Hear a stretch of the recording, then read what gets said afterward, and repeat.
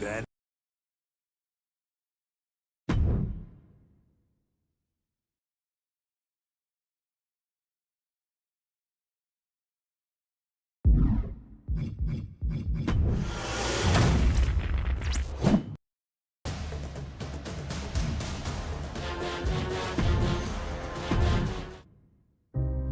our next chapter sees the showcase spotlight shine on an area in which the family built their legacy: tag team wrestling. Starting with the wild Samoans, Afa and Sika, all the way through to more recent champions like the Usos or Tama Tonga and Tonga Loa. This dynasty has always excelled in tag team competition, consistently showing an ability to dominate the division with a wide variety of looks. And the first team that we will look at, accompanied to the ring by Afa himself. Fatu and Samu, the Head Shrinkers. They put the fear in people's hearts. That's what the Head Shrinkers did back in the day. Second to none in that ring. You know, hard-nosed, battle-tested. They went for it every single night. More astute fans may also know that early in their journeys, Samu and Fatu were managed by me, Paul Heyman, then known as Paul E. Dangerously, and the SST, the Samoan SWAT team. The Samoan SWAT team is here. Vengeance is mine. Already an imposing force that early on, their future greatness was obvious to so many industry experts. Afa, more than anybody, knew he had the team on his hands, with Samu being his son and Fatu his nephew. The tribal elder was able to mentor both, instilling in them the same unrelenting approach to competition that made the wild Samoans world famous. The team toured through regional promotions before a quick stop with me in WCW, but WWE was always their goal.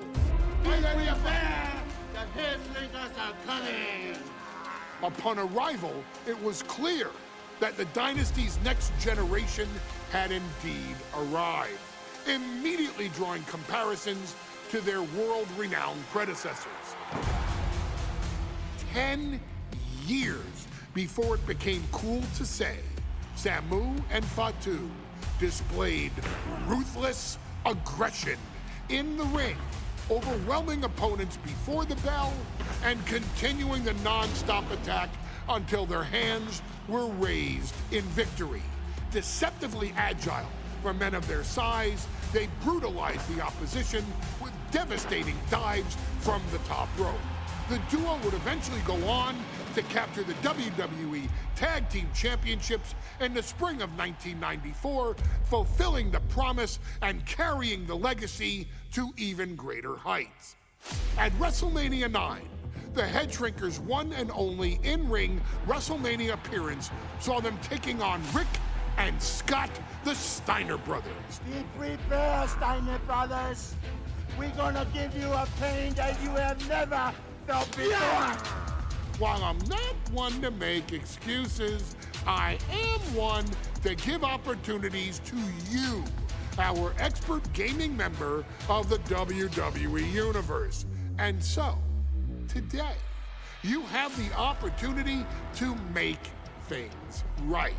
WrestleMania 9, Las Vegas, Nevada. The Steiners performed at a near-perfect level that day, able to find every reversal and in the chaos emerge victorious. We are asking you to fix that. Stop them in their tracks and get the head shrinkers that WrestleMania victory you and I both know they deserve.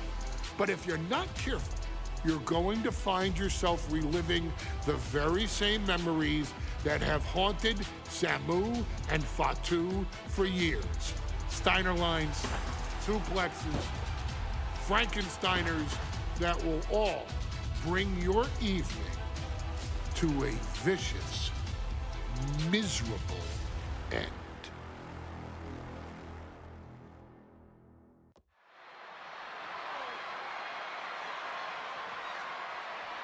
One of the toughest teams in WWE history. Nearly 600 pounds of pure savagery. Is a tag team match set for 1 fall. On the way to the ring.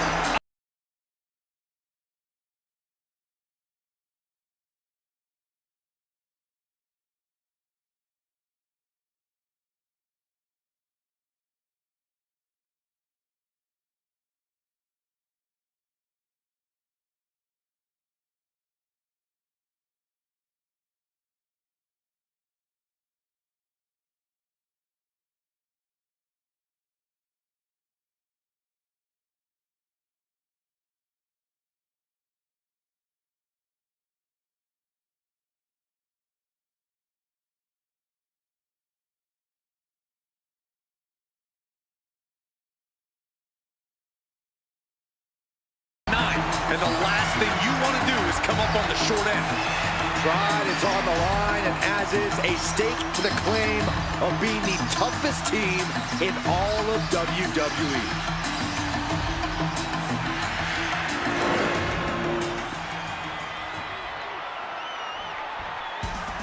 The Steiner brothers getting a tremendous ovation here in their first WrestleMania. And we'll see if they can carry on Michigan's winning ways. And their opponents, at a combined weight of 531 pounds, Rick and Scott, the Steiner brothers. The Steiner brothers are one of the most promising.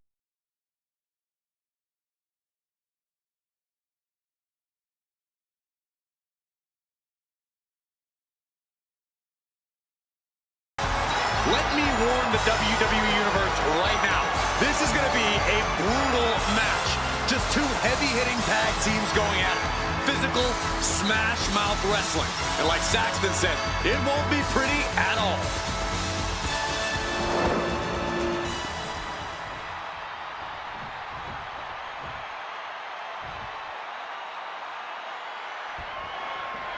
WrestleMania 9 rolling on with a potential show-stealing match, guys. Two very hungry tag teams facing off. Indeed, Michael, the Head Shrinkers and Steiner brothers are both new to the tag division in WWE, but both teams are off to an amazing start so far.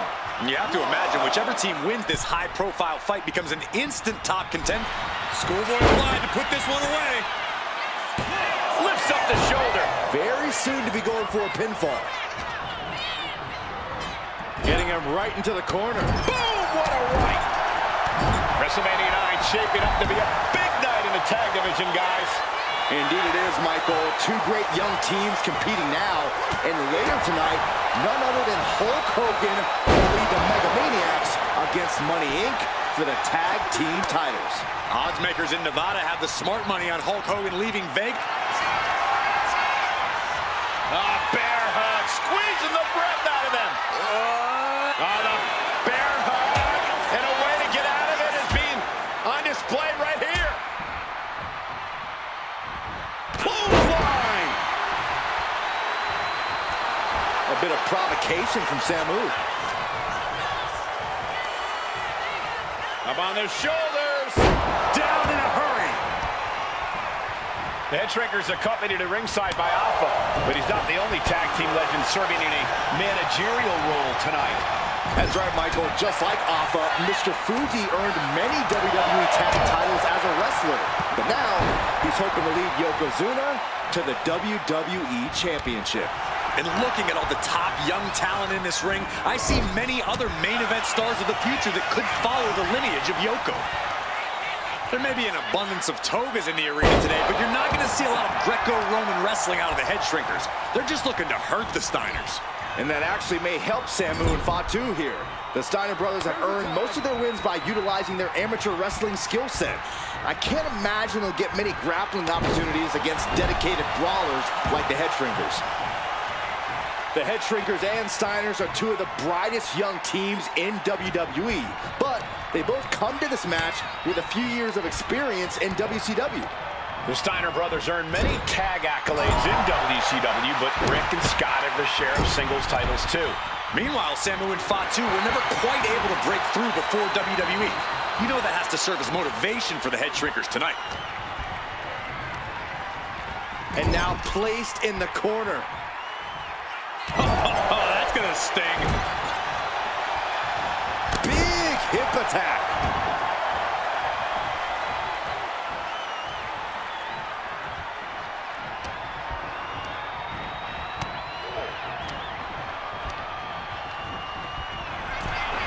Before this match began, you heard the Steiners speak backstage. Scott saying, quote, "Me and my brother are going to go out with a game plan and do what we do best, and that's wrestle."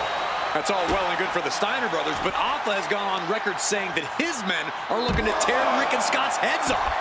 I honestly can't believe we just saw a human being tossed like that. Oh, Steiner anticipated that.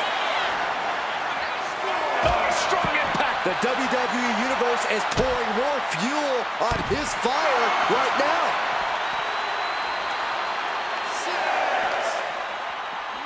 And he gets delivered back into the ring. He doesn't have much time to get back in the ring.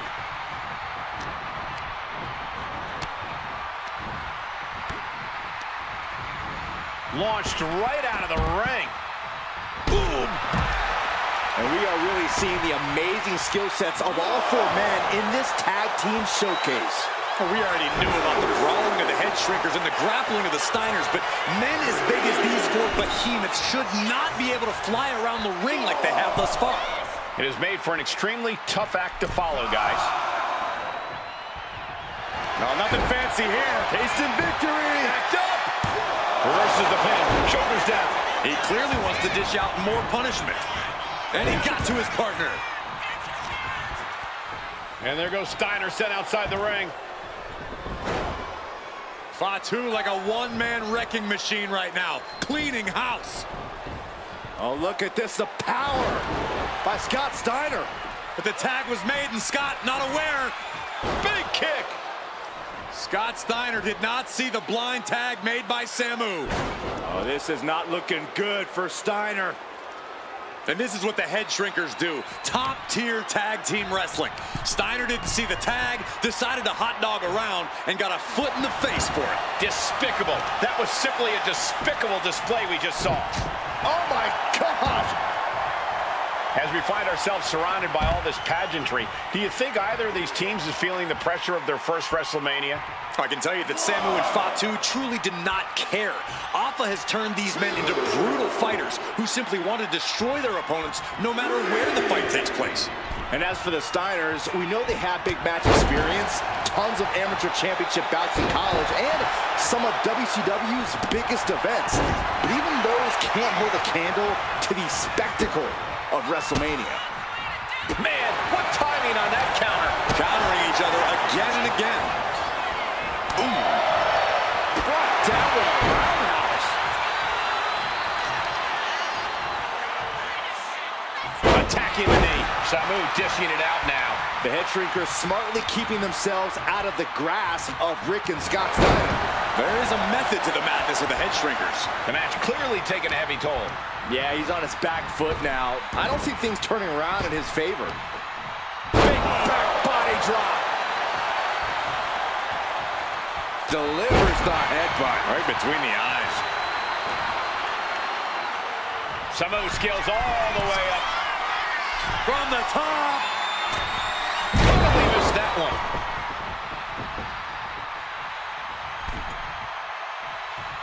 Clothesline. So effective. effective. And now Scott is getting beaten down. Seeing some high-impact offense from Samu.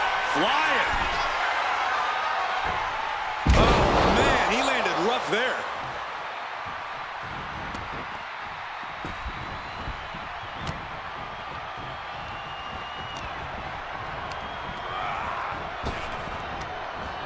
A quick reversal by Samu.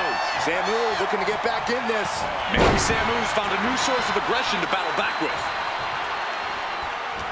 Turns it around. Trading counters and reversals back and forth. What a sidewalk slam. Samu's gaining the upper hand. And I don't see Samu slowing down anytime soon. Uh-oh. Kneecap goes right into the face to halt the attack. High angle exploder suplex. Coming in off the tag. Uh-oh. Headbutt.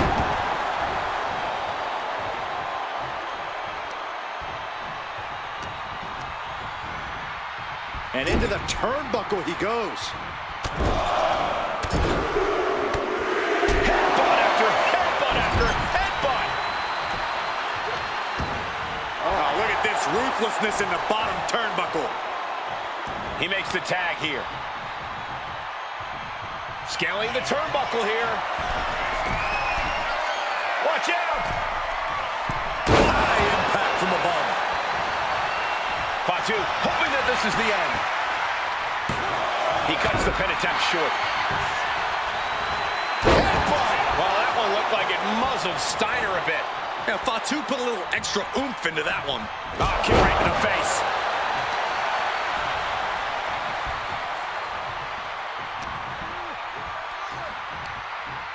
Sidewalk slam! Almost drove him through the ring. Down to opponent and a double axe handle smash. There's the tag.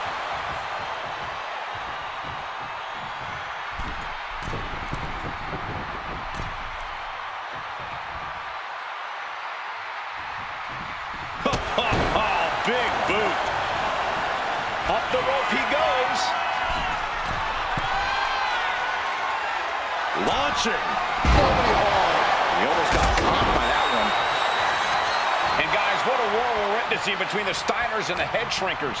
This is the trickiest bet in all of Vegas, Cole. Both teams so evenly matched, I wouldn't know who to bet.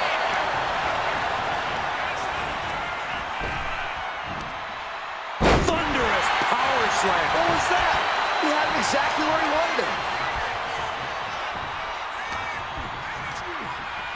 Sent right into the corner.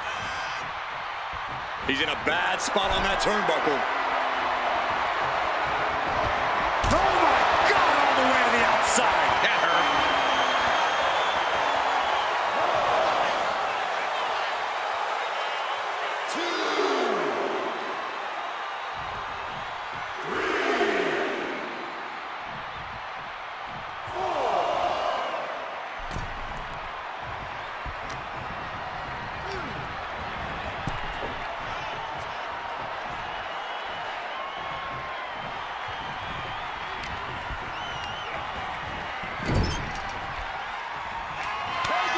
Here's the tag. Tandem offense on the horizon here. They have their opponent. Oh, face first. And the Head Shrinkers just might have it. The cover. And the Head Shrinkers get the win. Here are your winners, Samu and Fatu, the Head Shrinkers.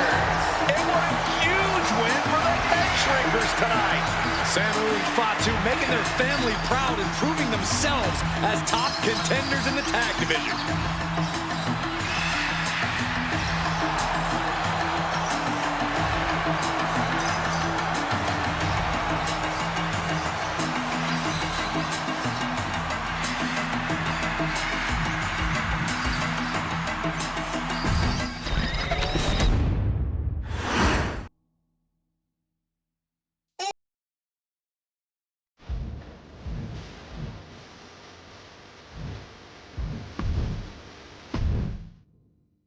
Hey, let's put this in the simplest of all terms.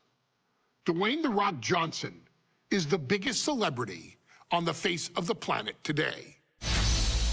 Now, whether he's a blue chipper, the people's champion, or as we know him right now, the final boss, The Rock has always commanded all of the attention in the arena since the very first moment he made his WWE debut at the 1996 Survivor Series.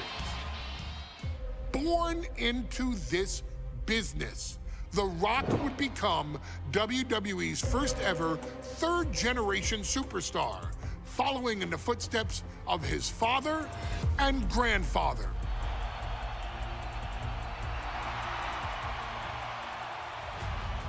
Who had competed in WWE rings before him. Dwayne had the huge responsibility. There's a legacy, and you have to take it so seriously. Even with incredibly high expectations, the Great One surpassed them all, along with the usual achievements if your name is The Rock: 2 Intercontinental Championships, 5 Tag Team Championships, 8 WWE Heavyweight Championships, a Royal Rumble victory, not even to forget the fact that The Rock once led an entire nation. The Rock has one of the more noteworthy feats in WWE history, earning WrestleMania victories over Hulk Hogan, Stone Cold Steve Austin, and John Cena. Each of these men are known as the faces of their respective era. Each of these men found out what happens when you go one-on-one. Oh, you know the rest. Of course, The Rock rivaled Stone Cold Steve Austin's popularity during the vaunted Attitude Era, tearing opponents down with rock bottoms and people's elbows while tearing them apart on the mic with cutting one-liners and catchphrases that are still recited to this day. If you smell, know your role and shut your mouth. He ended CM Punk's 434-day title reign as WWE Champion at the 2013 Royal Rumble as well, after having only competed twice over the previous 9 years, displaying the always-ready mentality and physical conditioning on which he has built his global brand. But you don't need me to rattle off The Rock's resume to you, now do you? Of course not. The man is an occasion unto himself.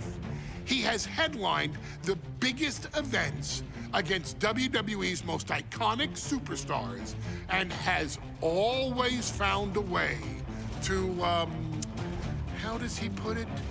Layeth the smackdown on some jabroni's candy ass. I couldn't have said it better myself, although I think I may have just done that. But indeed, he has. On a Thursday night in February of 1997, The Rock, still known as Rocky Maivia, would find himself challenging for the WWE Intercontinental Championship. Only a few months into his tenure, he would be matched up against a face that would ultimately become one of his most familiar and hated rivals, Triple H, Hunter Hearst Helmsley.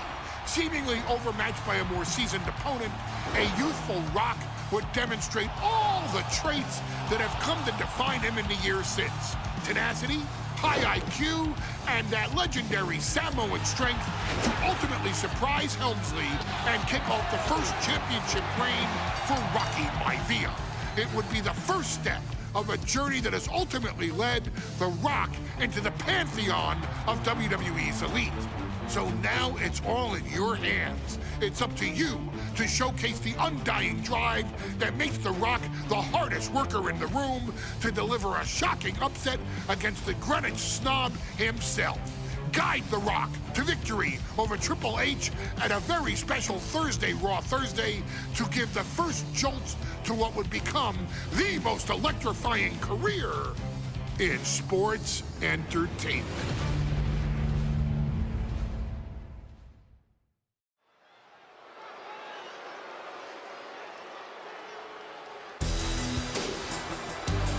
And here comes the #1 contender, at least for tonight, Rocky Maivia. The following contest, scheduled for one fall, is for the WWE Intercontinental Championship. Making his way to the ring is the challenger from the South Pacific, weighing in at 275 pounds, Rocky Maivia. A blue chip talent with a bright future.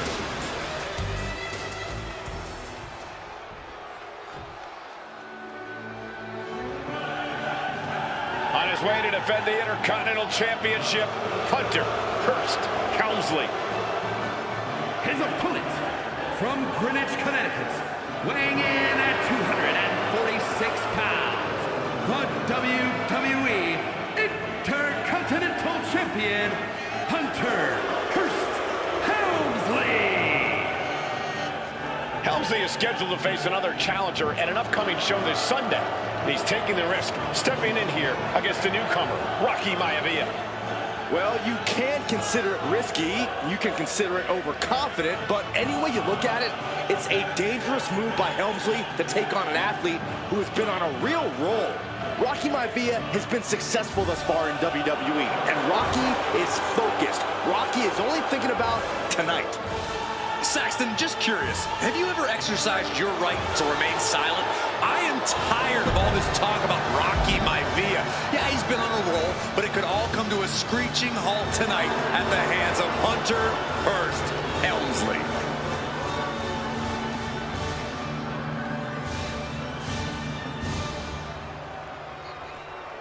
You can see it in everyone's eyes. They all want this championship.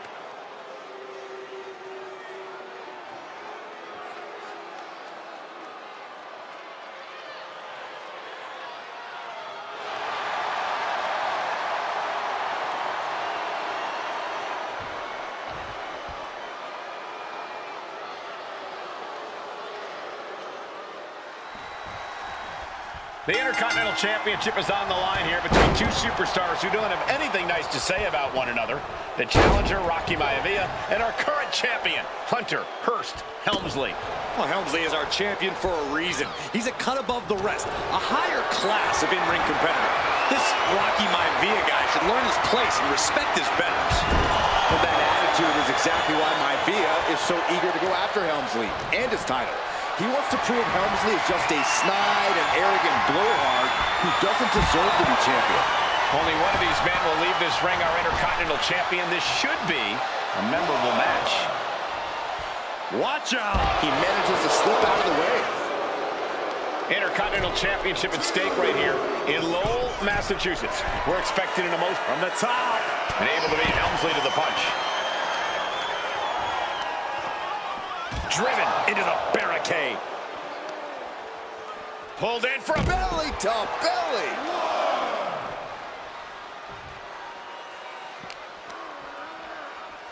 Look at this. Snap suplex. Helmsley has the momentum against him here. Maivia keeps bringing the energy, and Helmsley has no answer. Oh, it gets put into the barricade.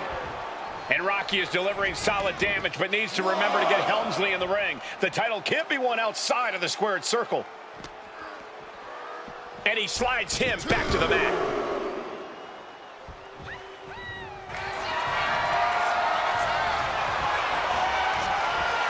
Cobra clutch. The Cobra clutch is in. No more. In trouble here. A couple of elbows to the jaw, and that'll break things up. Shot to the gut will break things up. And Byron, Rocky has tremendous exuberance.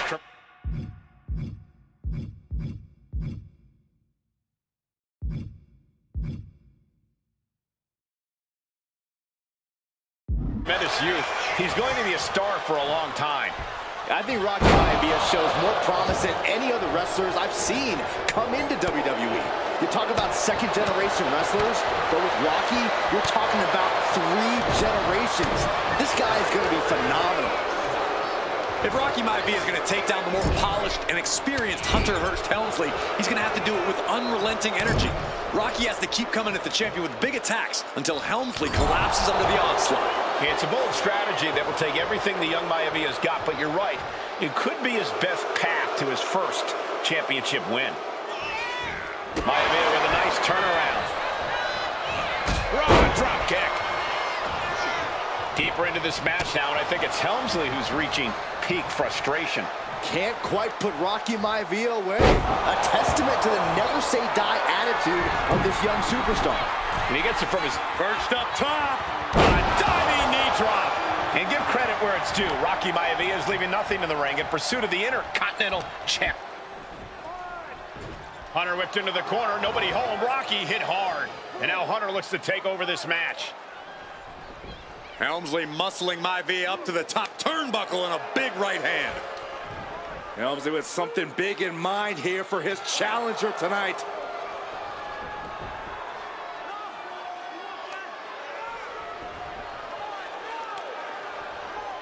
Well, this is just blatant disrespect from the arrogant champion. Almost daring Rocky. Hey, you really want my title? You really think you're going to be Intercontinental Champion? Up to the top. Hooking Rocky into a superplex. This could be it. Can Hunter capitalize?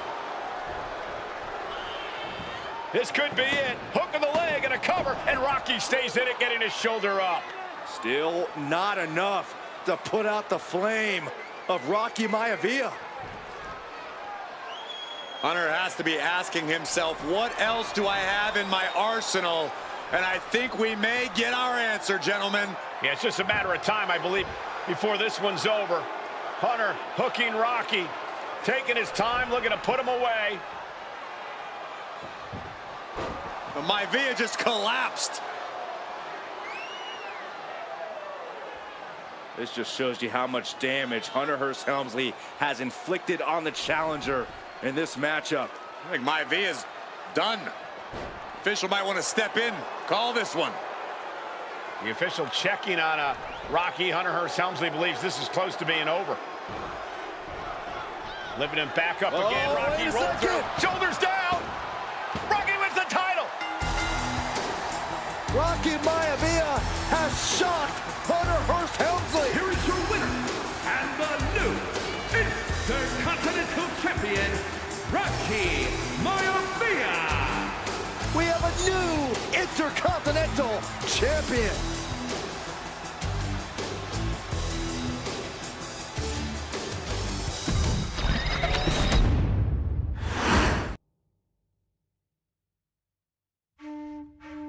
In a family of elite combat athletes and top-tier performers, the final boss has always stood out, even when he was just a blue chipper. But there wouldn't be a final boss. There wouldn't even be a bloodline if it wasn't for The Rock's grandfather, the High Chief Peter Maivia. You can think of him as the first boss. Predecessor to the tribal chief. He is one of, if not the foundation for our family, the Wwe 2K25 Maivia wrestling dynasty. I don't think there's anybody more responsible for what's going on now than the High Chief himself. Peter Maivia isn't simply one of the two principals behind the sacred blood bond. He's also an incredibly decorated professional wrestler who traveled the world and won titles everywhere he went. New Zealand, Japan, Europe, and here in the United States, where he enjoyed especially successful runs in Hawaii and California. Maivia would eventually find his way to WWE, engaging in legendary battles with the likes of superstar Billy Graham. His larger-than-life personality would win the WWE Universe over in short order, as it had throughout his entire career. In the ring, High Chief Peter Maivia was a potent blend of brawn and grappling technique, often muscling his opponents down to the mat through a variety of joint locks and then switching to more painful holds once grounded.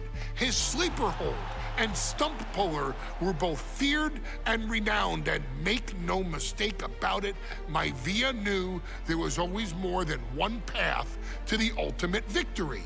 Out of the ring, High Chief Peter Maivia also ran one of the most successful wrestling promotions on the planet, Polynesian Pro Wrestling, based out of Hawaii, showing his mastery of the business in every aspect.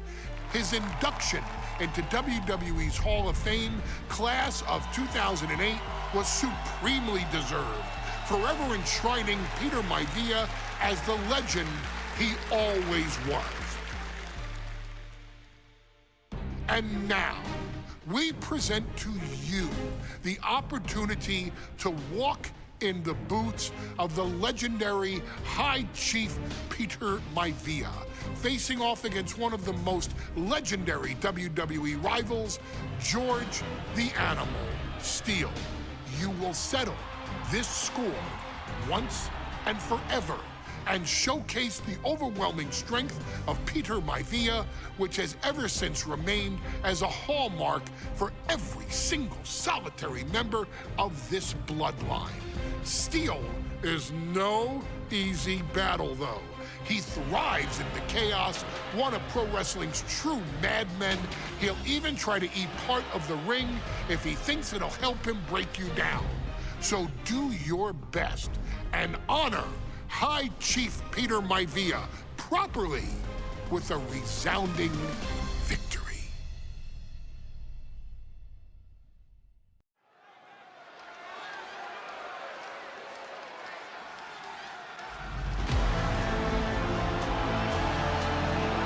Uh-oh, somebody called the local zoo. The following contest is scheduled for one fall and is a steel cage match. Introducing first, from Detroit, Michigan, weighing in at 275 pounds, George the Animal Steele. I'm not even sure the cage can contain this man.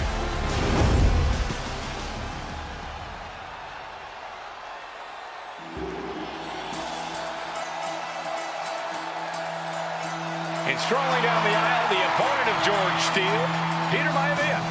Always a chaotic matchup. His opponent from the Isle of Samoa, weighing in at 275 pounds, High Chief Peter Maivia. Steele had better keep an eye on Maivia, because Maivia is a true brawler. Few men can handle the chaos of the animal inside a steel cage, but I believe the High Chief is ready.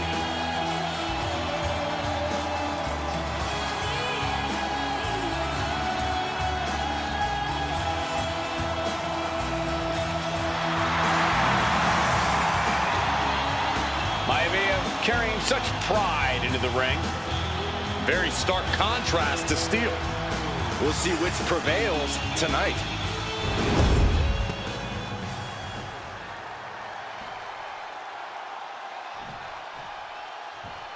Steel cage match underway. Peter Maivia versus George the Animal Steele. Most of the matches between Peter Maivia and George Steele have ended inconclusively, but this time we'll have a winner.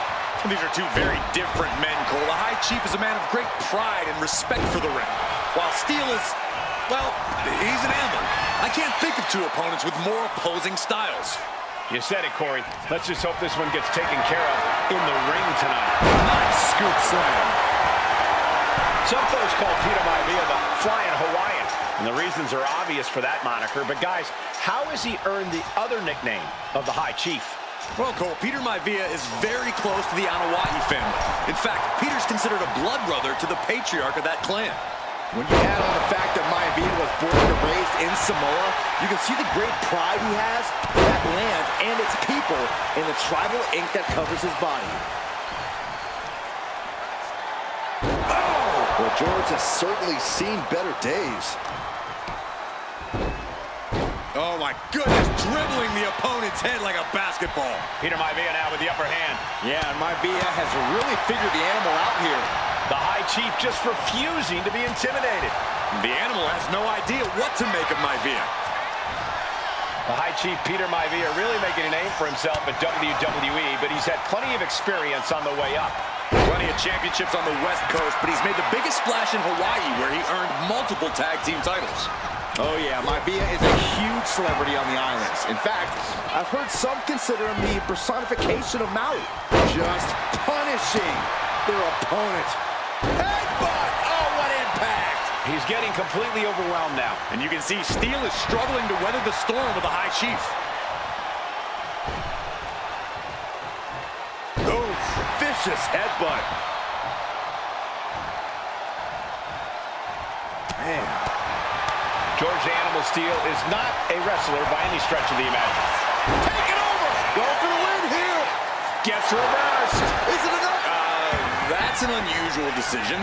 Maybe looking to deal some more damage first. Just punishing their opponent. Look at Maivia going to work on the animal.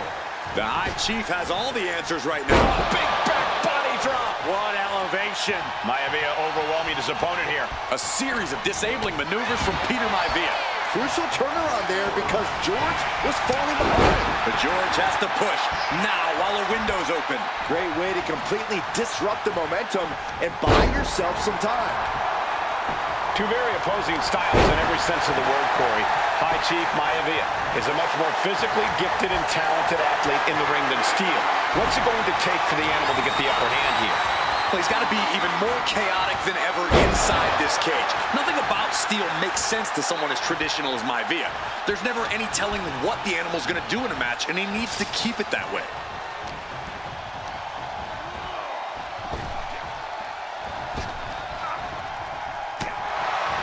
Gentlemen, we've touched on the differences between Maivia and Steel as competitors. One man based on order, the other on chaos, but it's reflected in their looks, too.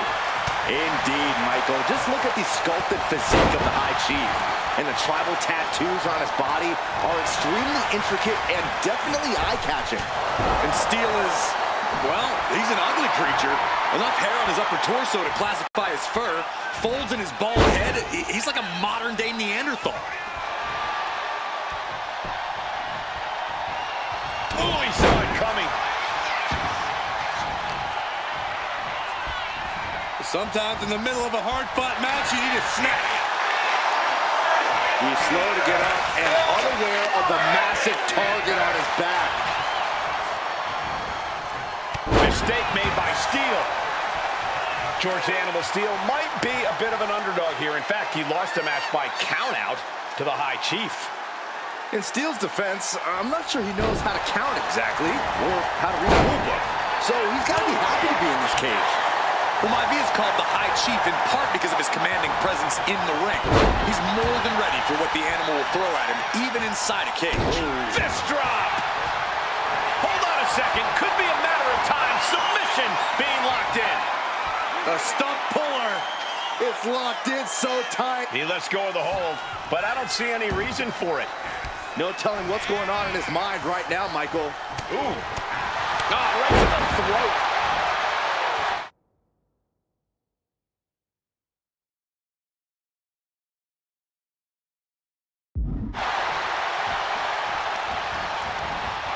Steel fending him off. The animal has to be elated to be in this steel cage against one of his biggest rivals, no less. Yeah, Byron, we've seen the animal brandish a weapon against Peter Maivia before when it was against the rules. The High Chief better be prepared for Steel to get even crazier. Oh, Maivia is prepared, all right. The man is extremely tough and agile. In fact, the High Chief's entire body can be considered a weapon.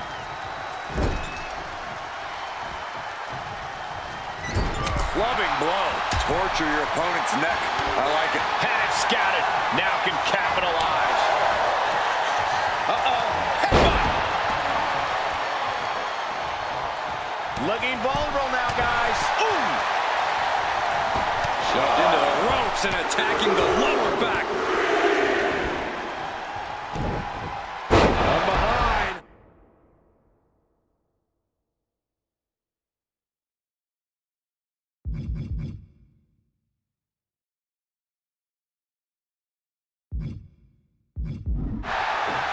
Peter might be very tough, but he also has movie star good looks.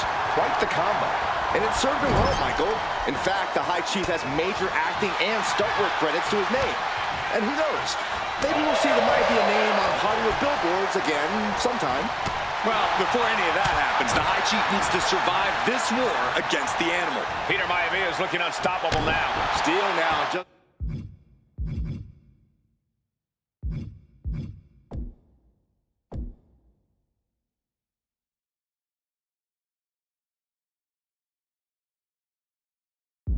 trying to survive.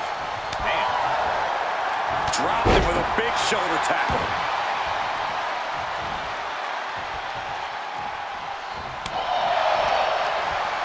Denied via a wicked punch to the stomach.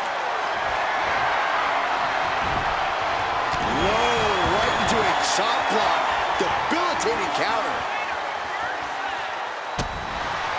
When a man like Peter Maivia signs up for a match with the animal, he doesn't know what to expect, just to expect anything in the world. Peter Maivia knows full well that he's in for some unusual treatment tonight. In fact, Steele often has trouble finding opponents due to his erratic nature. But when it comes to competition, the High Chief wants to prove he's worthy of that name. Peter Maivia will take on any competitor, no matter the difficulty. Momentum is all with Maivia now. And I don't see Peter Maivia slowing down anytime soon.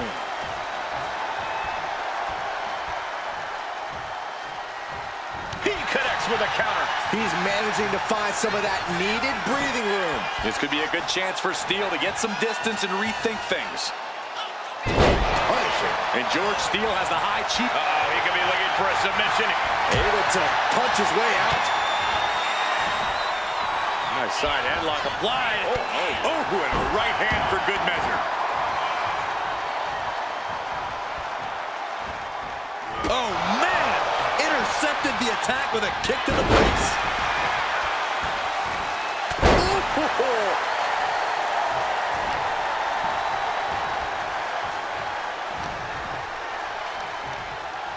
Big slam. Oh, look at this. Just cranking the head. That's gotta hurt. Oh! Measured up nicely. Fist drop. Peter Maivia calling on the WWE Universe to fuel him. There's a headbutt. Peter Maivia now with the upper hand. Steele now just trying to survive. Dribbling the opponent's head like a basketball. Uh-oh. Headbutt. Nothing fancy there. Boom, what impact. Maivia just dominated the animal with that one. Maivia has Steele in his sights, looking to put the animal down. Maivia with a plan in mind. What a backbreaker.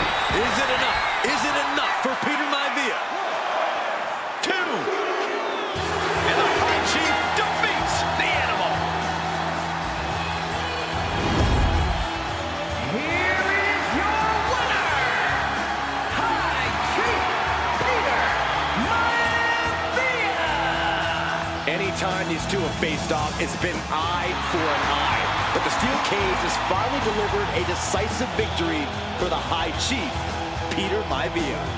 George Steele is one tough animal, but the way Maivia faced him in the cage tonight just reinforced what everyone already knew, that the High Chief is one tough Samoan.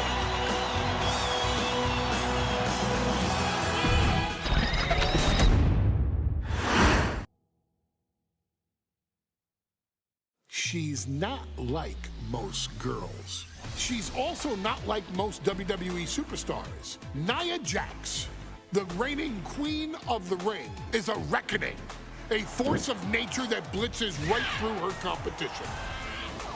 A cousin of The Rock, Nia Jax arrived in NXT almost 10 years ago with astronomical expectations.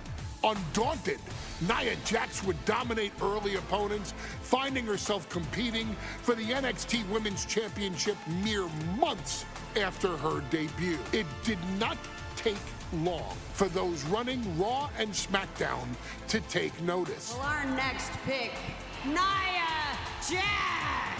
And Nia Jax would join the Raw roster as part of the 2016 draft lottery. And since joining the main roster, absolutely no one has been safe from Nia Jax. She is a two-time women's champion. She is a two-time women's tag team champion. She competed in the men's Royal Rumble match in 2019, even getting an elimination while in the ring. Nia Jax looking to eliminate, she does! She's battled standouts like Charlotte, Bayley, and Becky Lynch. And all the while, she has left undeniable destruction in her wake. In the ring, she applies many of the same tactics that once benefited Yokozuna, even using her own version of the Bonsai Drop, known as the Annihilator.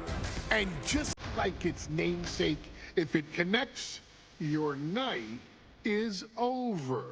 And Nia Jax remains driven for even more success, jumping at any opportunity to prove her dominance. This last year, that included entering into the 2024 Queen of the Ring tournament after earning victories over Naomi, Jade Cargill, and Bianca Belair. Nia Jax would fight her way into the finals, taking on former NXT Women's Champion Lyra Valkyria. Valkyria built a lot of momentum, defeating Dakota Kai, Zoe Stark, and Io Sky to punch her ticket into the final at the Queen and King of the Ring. With an obvious game plan, Lyra would look to stick and move, avoiding the colossal attacks of her opponent. Unfortunately, as often happens when competing against Nia Jax, Lyra made one miscalculation. And that error in judgment provided Nia Jax with the opening she needed to annihilate her competition. This is your opportunity to crown the first queen in Bloodline history. Make Lyra suffer. Make her regret ever entering your ring. Showcase the otherworldly power that forces an entire roster to cower in your presence. Because when you're an irresistible force like Nia Jax, resistance is futile.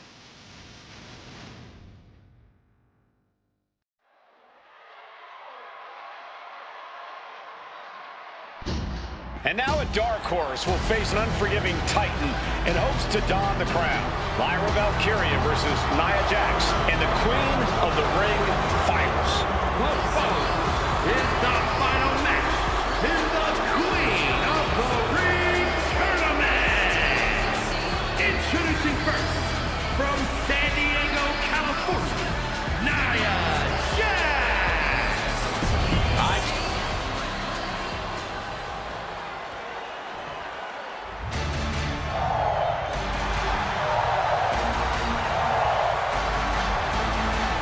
Lyra Valkyria fancies herself a Morrigan, which is an Irish goddess of war.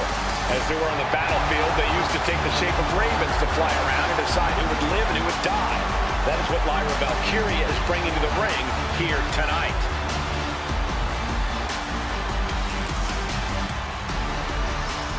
And her opponent, from Dublin, Ireland, Lyra Valkyria. Lyra Valkyria may have read a little too much fantasy in her day, and now is reality.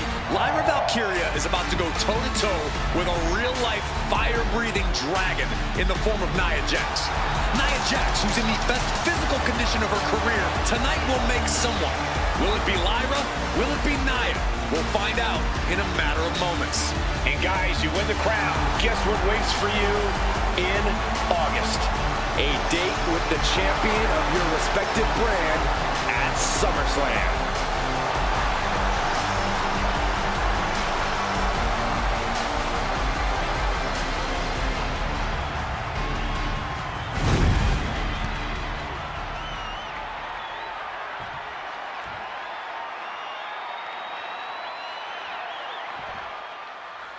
And there will be a coronation taking place tonight as Nia Jax and Lyra Valkyria face off in the finals of the 2024 Queen of the Ring tournament. And Nia now misses wildly. Lyra goes up over the top. Nia's got it caught, though. Lyra trying to rely on her technique to bring down the irresistible force, but having no luck at the moment. I'm not sure this is going to work either. Jax just entirely too strong, but whoa! That was interesting. Oh, nice athleticism by Valkyria. Even Jax might be a little impressed. I wouldn't go that far, Saxton. Here comes Nia, just imposing her will on Lyra Valkyria. Again, Lyra showing how resourceful she is, applying the sleeper to Nia Jax. Lyra tried to hold on. And now Nia Jax in control, and she's going to look to put Lyra away. Nobody home! Set outside the ring, and Valkyria's got a chance. Huge window of opportunity. Right now for Lyra Valkyria to strike. Lyra may actually pull this off. Lyra may become queen. Lyra has the advantage. She has Nia reeling. But Lyra can't win Queen of the Ring with Jax on the outside. This match has to end in the ring. And that definitely made solid impact. Lyra says she feels alive every time she flies, and that's what Nia has to avoid tonight, keeping Lyra grounded.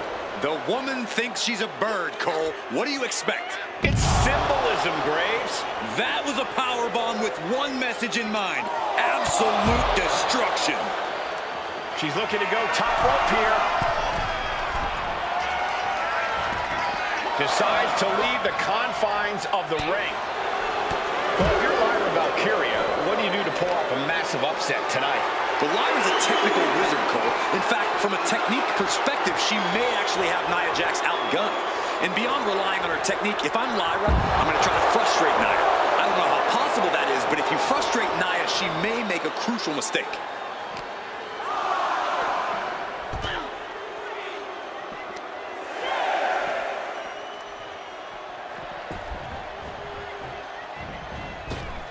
Near the end of the count. Better hurry. And she just barely makes it back before the official's final count. Bam! She flipped that attack around. Many in the WWE Universe getting their first look at Lyra Valkyria. She's only had 3 main roster matches so far, and they were all in this tournament. Big wins over Dakota Kai, Zoe Stark, and Io Sky over the last 3 weeks. That's an extremely impressive start for Lyra. Wow! Undefeated for 3 weeks? When Nia Jax joined the main roster, she didn't lose a match for over 7 months. And Jax has stayed that dominant for years. Look at this, placed in the tree of woe. Stuck in the tree of woe and just having their face stomped. All's fair in love and war, gentlemen. I saw nothing but effective offense. Nia Jax, so powerful, so dominant. Samoa drop. There's so many moves at Nia's disposal that she can end this match with. For Lyra, not nearly as much. Yeah, I can't imagine it'll be easy for Valkyria to pick up Nia Jax and drop her with the Nightwing. Please, let's call the move by its real name. Valkyria crushed in the corner by Jax. Squashing Lyra in the corner, and the beginning of the end may be near. And Nia now, with Lyra on her back, gonna climb up to the second rope. This is a scary situation for Lyra. Oh, look at this, maybe not. No way, there's no way. Oh, my. Oh, no! Good night, Annihilator! Here is your winner and the new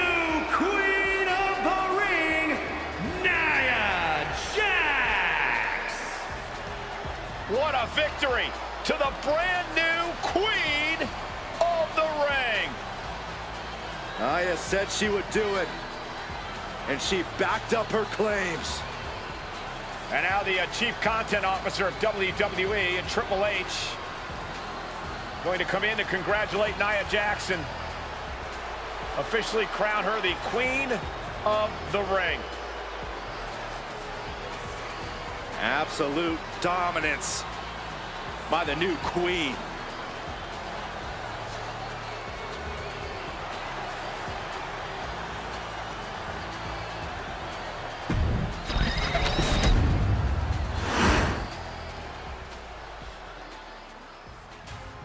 I'm sure you will agree with your wise man.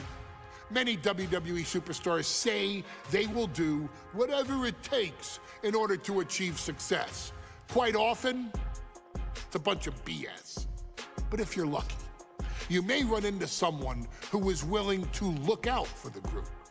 Someone willing to make sacrifices. And for this family, there was no one better than Rikishi. After the Head Shrinkers run in WWE came to an end, Rikishi, then known as Fatu, would go on a journey of self-discovery. This journey would lead to him taking on the name Rikishi, a subtle nod to his cousin Yokozuna, as well as an opportunity to start fresh with a global audience.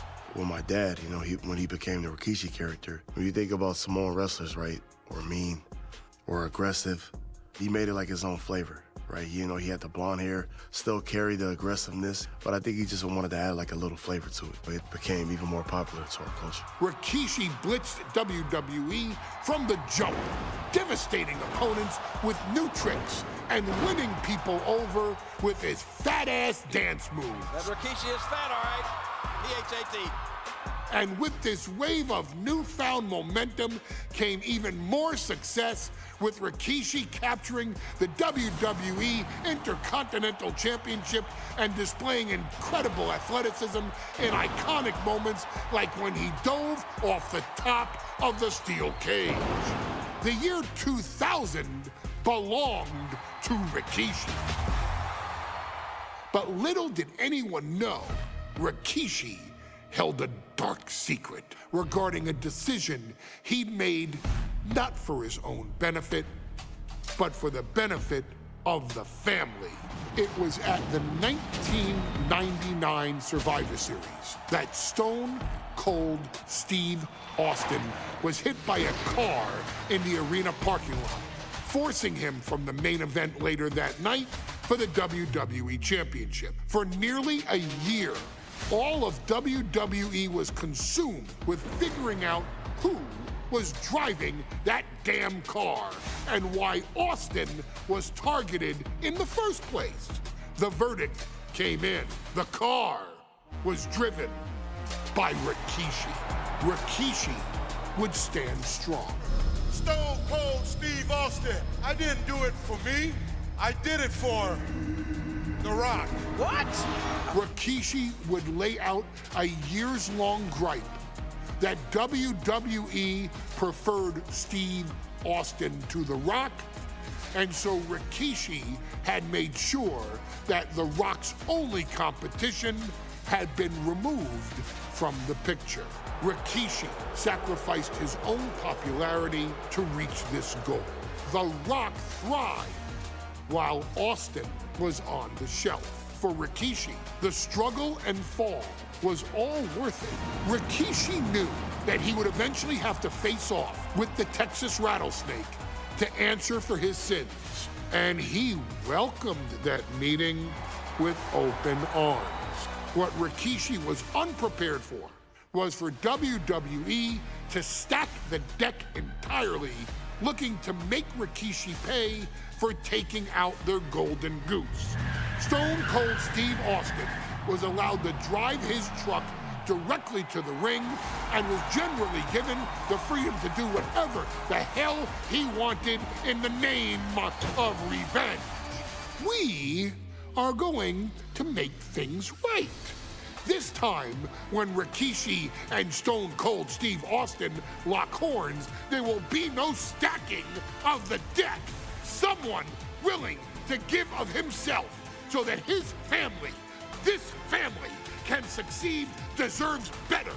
So get in there and showcase the never say die spirit that has led this family to victory time and time and time and time and time and time again. Use whatever weapon you can get your hands on and prove to Stone Cold Steve Austin that you will do anything for the people.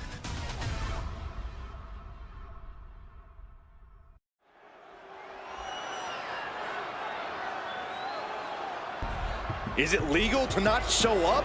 Rikishi has brutalized Austin lately. Austin will be here, Byron. I just refuse to think anything else. The following contest is scheduled for one fall and is a no-holds-barred match.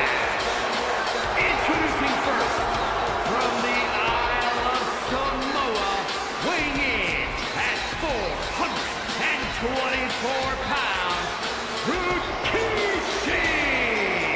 We have learned more about Rikishi in the last couple of weeks than we knew about him his entire career here in WWE. He said he ran over Austin not for himself, but for The Rock. Right, and now he's coming out here, and I guess if Austin doesn't show up, the general manager is going to have to come out here and declare this is a forfeit, and Rikishi's going to win it. This man makes me sick.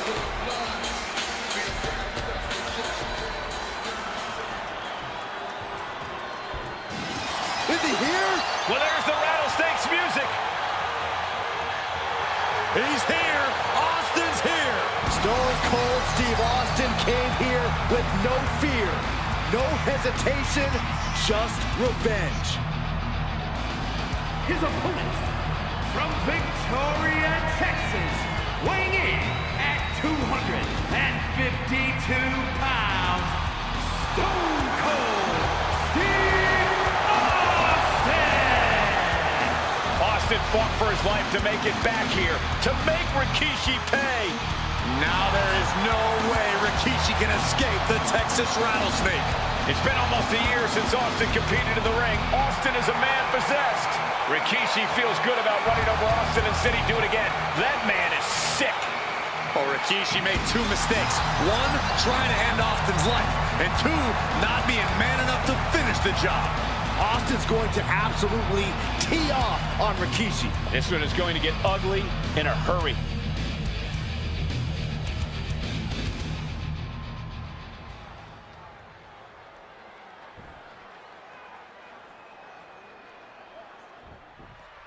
It's a miracle Austin survived being run over by Rikishi. Now a pissed off Texas Rattlesnake is on the loose and out for revenge. It took Austin almost a year to recover from the injuries he suffered in that heinous attack.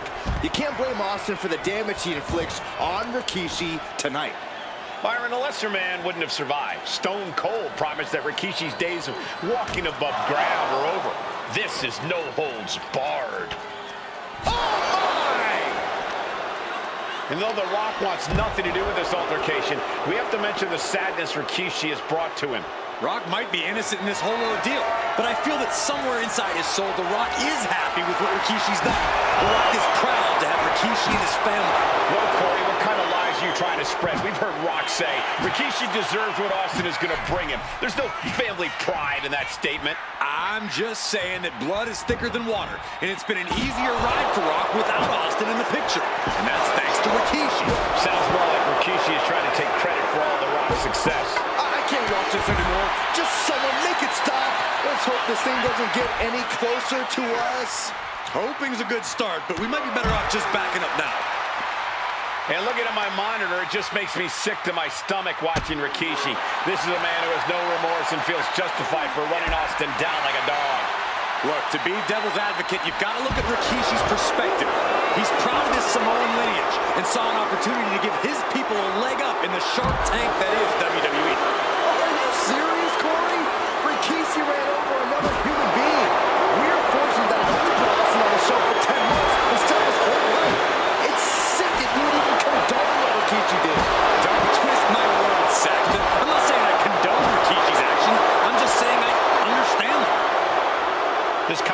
beyond disturbing. Corey, what's going through Rikishi's mind when it comes to defeating Stone Cold? Rikishi has to be prepared to endure an emotional storm like he's never felt before. The big man must recover from that and use his weight to immobilize the rattlesnake, because we know Austin will not stay down.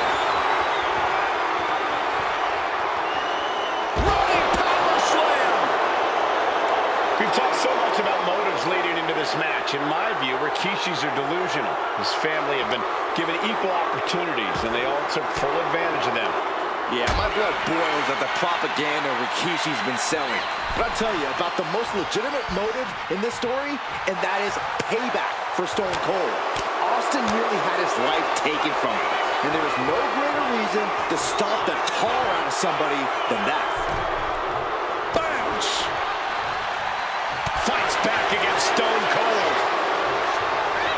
That's what they call me, the hot shot. Now Rikishi has the firm upper hand. No one holding Rikishi's family down now, taking out all those years of frustration on Austin here. Oh, good gravy. Thrown into the corner with a little something extra. Stops that offense from connecting. And Byron, I just cannot see any legitimate reason to run over Stone Cold like Rikishi did last Survivor Series. I mean, Austin does ruffle the feathers of a lot of people, Michael, but I don't think any of his rivals would go to this disgusting lengths that Rikishi's gone to. Rikishi feeling the pride of his family with every ounce of damage he delivers to Stone Cold. Austin wards the attack off.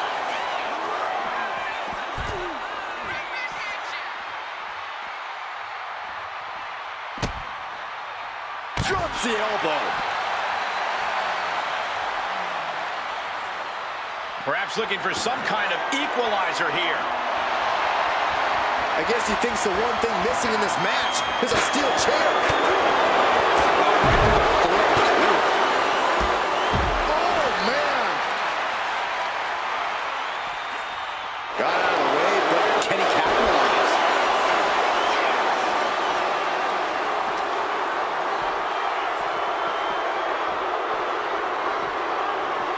He's in a bad way, but still has something left in the tank.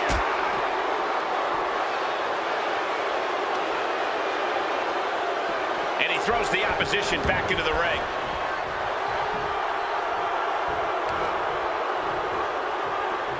What a punch!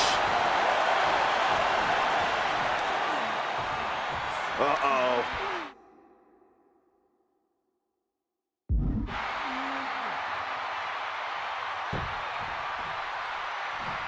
Well-placed punch, ugly, but effective response.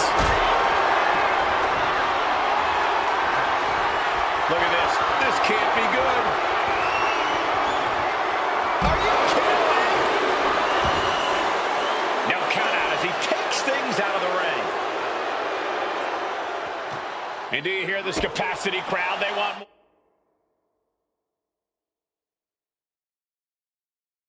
More from Stone Cold. All but he wants to see Rikishi get beaten down like a pile of human filth.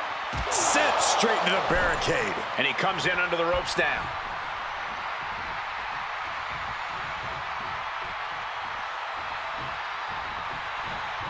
That's what they call me, the hot shot.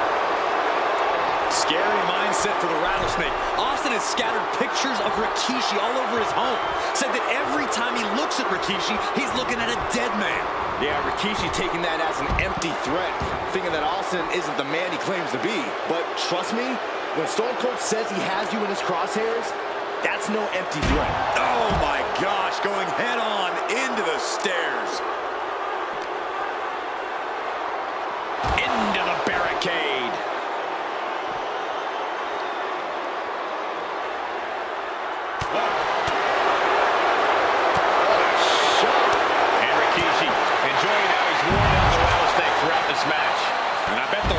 Smiling about it, too. Oh, stop that nonsense, Corey. Austin decompression. 10 months of frustration into the single most important ass-whooping of his life. Got out of the way that time. And we know how despicable Rikishi has been. But to throw vinegar on the rattlesnake's nest, Rikishi goes and destroys Austin's truck with a sledgehammer. Well, hell hath no fury like a man who has his car tampered with. It's just extra motivation for every fist Austin lands in this fight.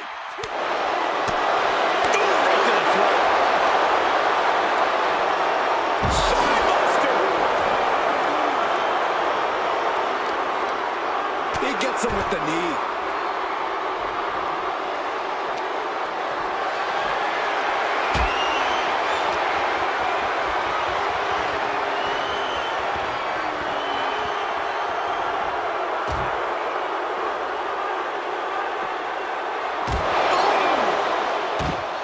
And Rikishi slows Austin down with a thunderous right. Austin's in trouble. And now steel chair. Oh, and Austin, he just averted disaster there. And now Austin gonna deliver the punishment with the steel chair.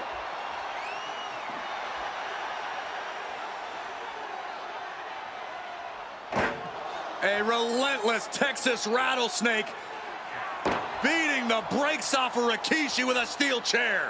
And again, thunderous blows by Austin. Down goes Rikishi. Austin beating the hell out of him. I know Austin has good reason to be doing all this, but he could be taking it too far at this point. I don't think the rattlesnake is taking it far enough, Corey. Austin wants to put Rikishi's life in danger, just like Rikishi did to him. He'll take things into the ring. Stone Cold, not even a little close to backing down here. Place against the turnbuckles. Ooh, huge splash.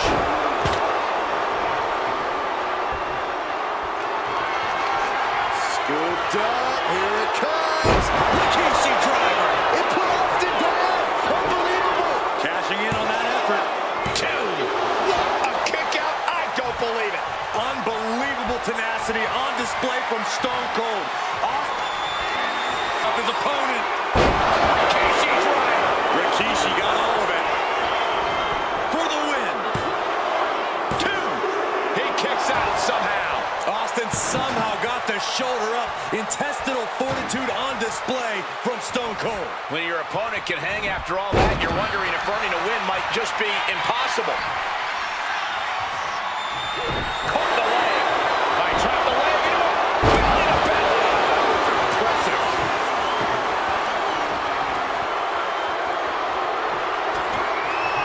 He's got a plan for that table, and it does not involve a dinner party. Austin Started by the rattlesnake. Will Rikishi get back up? How? Kicking out at one after that is unheard of. And Austin is in a state of disbelief. Thought he had this match in hand, but it will continue.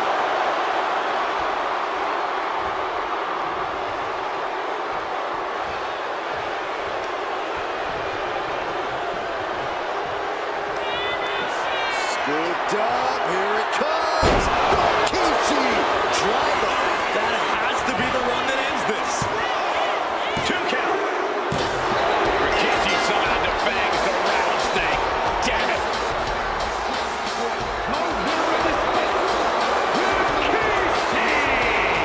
This is not what many of us expected to see.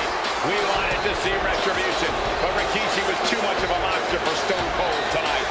The vitriol that consumed Rikishi powered him to finish the job and leave a battered Austin in his rear-view mirror.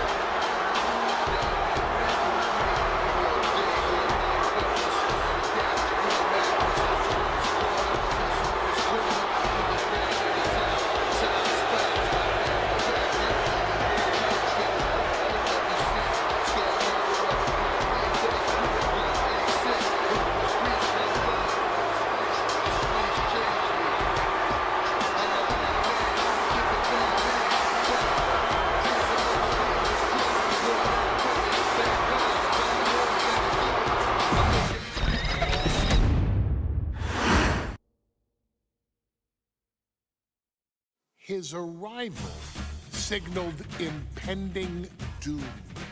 His very presence was enough to intimidate even the bravest WWE competitor. His name itself simply meant the end. And if you found yourself standing across the ring from Umaga, you were most certainly coming to the end of your own road. The younger brother of Rikishi, Umaga, was every bit the Samoan bulldozer that his nickname would suggest, mauling opponents with ease, relishing the chaos that he created. A menace to the entire roster, an unrepentant badass, Umaga tortured his prey with high-impact collisions before ultimately sealing their fate with his vaunted Samoan spike, a vicious move used today by Solo Sikoa. Inside the ring, man, he was just a complete monster. Anybody that stood in front of him, he was gonna wreck him no matter what he had to do. He was just a crazy, wild Samoan. Outside of the ring, man, just a loving guy to be around. A fun uncle, always joking, always barbecuing at his house. I always looked up to him. He was just so cool. Perhaps an unheralded aspect of Umaga's game was his mastery of mental warfare.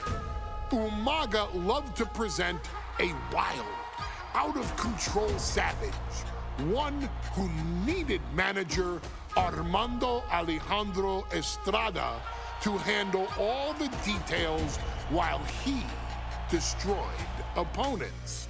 Umaga was the perfect definition of the word aura. A two-time intercontinental heavyweight champion, Umaga established himself as one of the purest forms of dominance to ever set foot in a WWE ring. His intense clashes with Batista, the Heartbreak Kid Shawn Michaels, and Triple H, along with WWE Championship battles against John Cena, still live on in the memories of those who were fortunate enough to watch Umaga perform. And Umaga will live in immortality through every member of this family, whether it's with a huge Samoan drop, a running bulldozer into the corner, a Samoan spike, or even a war cry in the middle of battle. Umaga is forever. I wish he was here. I know he's watching from above. So you, our beloved Us in training, are asked one simple thing here in the WWE 2K25 showcase: to defeat John Cena. You've done that in this mode before, right? Simple. It was at New Year's Revolution in 2007 that Umaga and John Cena first collided for the WWE title. Umaga appeared to be too much for Cena in the minds of many pundits. Undefeated in WWE some 9 months after his debut, and things were going very well for Umaga. Until they weren't. Umaga would see his undefeated streak end by, of all things, a damn roll-up after rushing directly into the outstretched shoes of John Cena. 1 second of luck allowed John Cena to escape the inevitable, and now it's on you to fix it.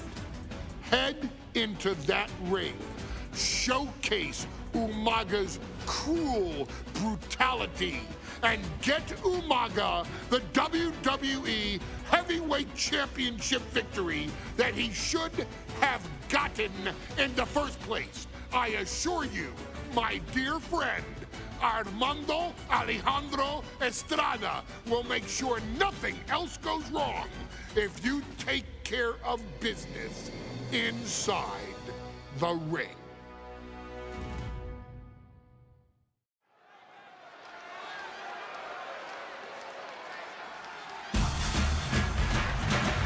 Well, ladies and gentlemen, here he is. He could be the next WWE champion, the near 400-pound Umaga. A man that since debuting right after WrestleMania 9 months ago has remained undefeated. And Umaga has been in the ring, Byron, with the best of WWE.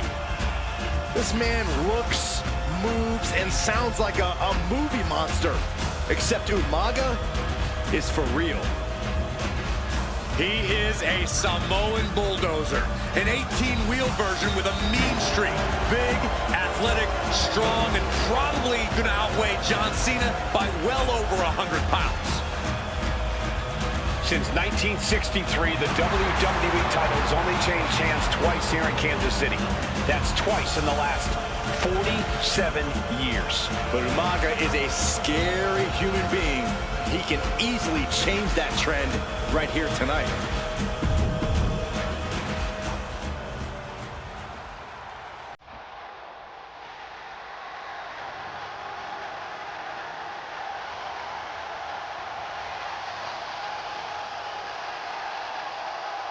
A phenomenal ovation in this arena because the champ is here. John Cena has a gigantic challenger waiting him in the ring, but Cena doesn't have a reverse gear. Absolutely not. The champ only goes one way, and that's straight at you.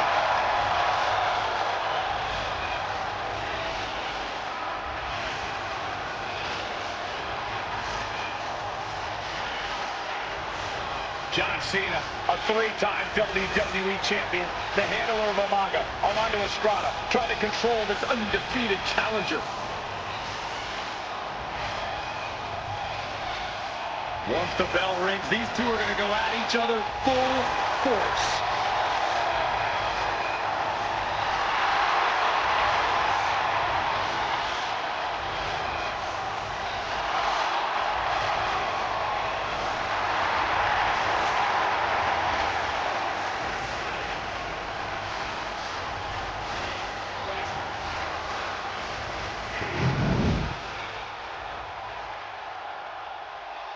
The following contest is scheduled for one fall, and it is for the WWE Championship.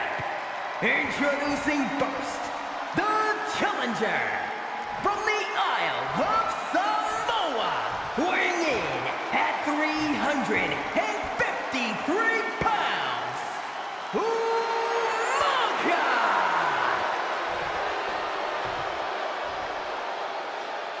And from West Newbury, Massachusetts, weighing in at 248 pounds, he is the WWE Champion, John Cena!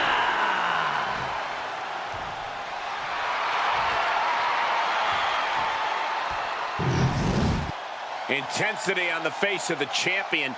Challenger in the corner, looking more determined than I've ever seen.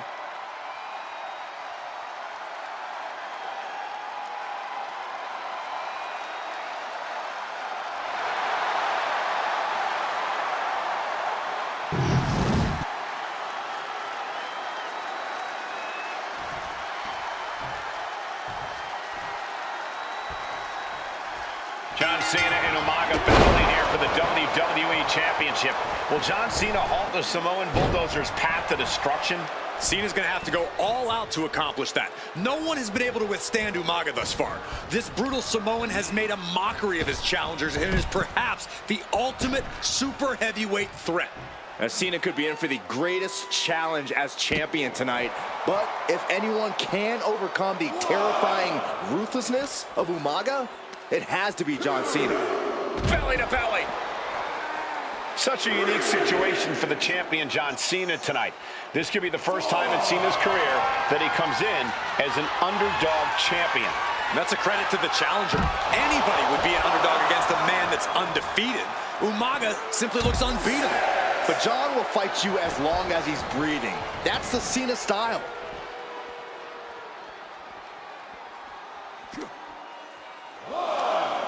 Ah, jeez.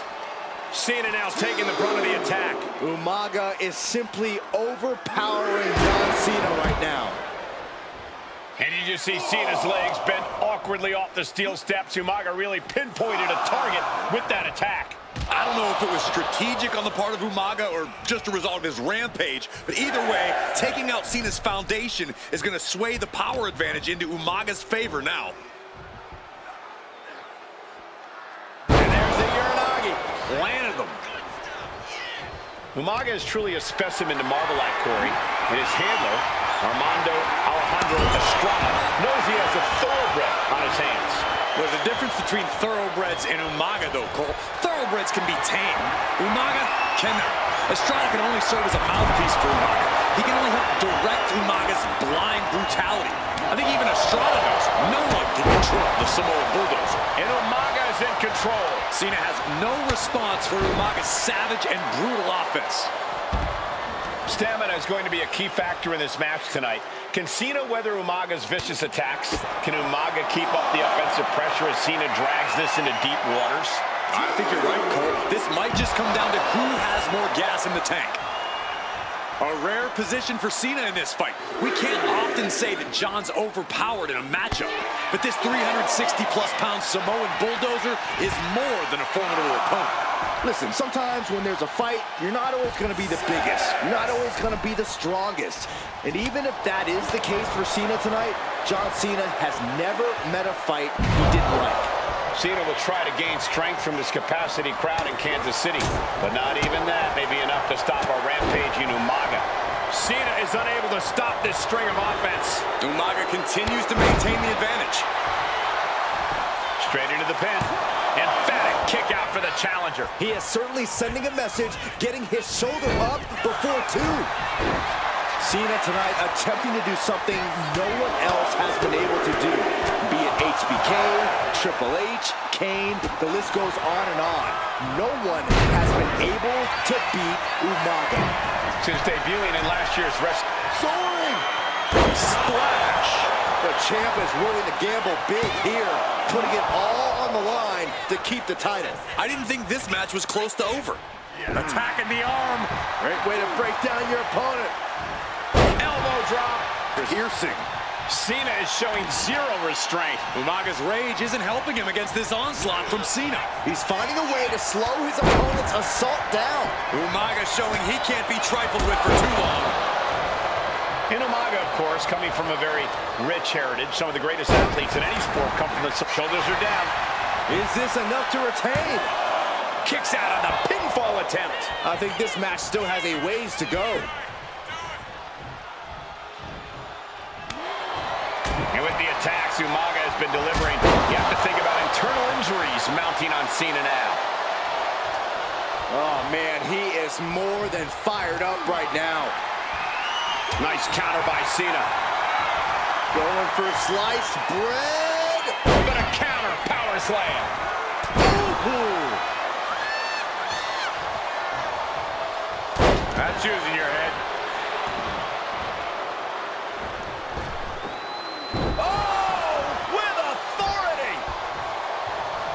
And I could look at Umaga and he reminds me of Yokozuna, whose unmatched thickness and size is an orthodox offense. Look at it. We'll see what they call Big Mac John. And the greatest of all time, John Cena, the 16-time world champion. Man. Will Cena conquer the undefeated Umaga? Back elbow completely cuts them off. Spinning heel kick. And it seems like his head might be the target here. Oh, and soon we could be seeing a submission here. Is this one over? Is a tap out coming?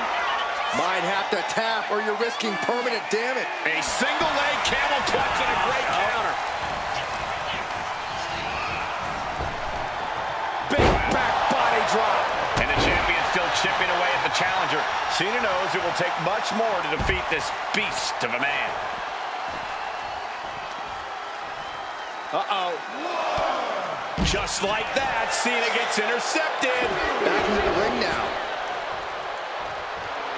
The Samoan bulldozer is all fired up.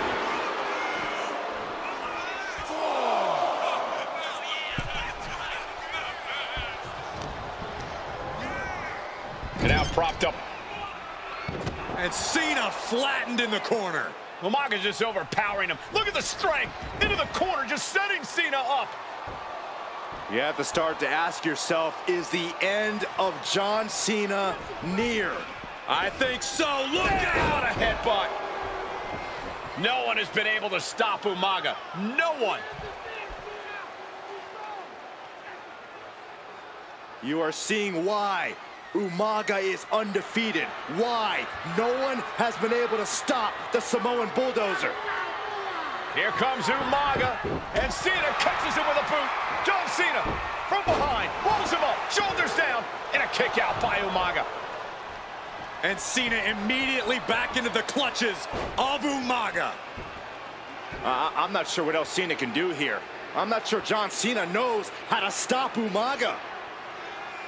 And Corey, you know there's no force equal to being on the receiving end of a headbutt from Umaga. This'll do it. Umaga, Samoan spike. It just got as bad as it could for the champ. Exerting his dominance. Brutal attack from Umaga. He smells Cena's blood in the water. Two powerhouse. Double-leg takedown. Gonna stack them up here. Look at pin. Pin to the side of the champion. He just might regret this decision.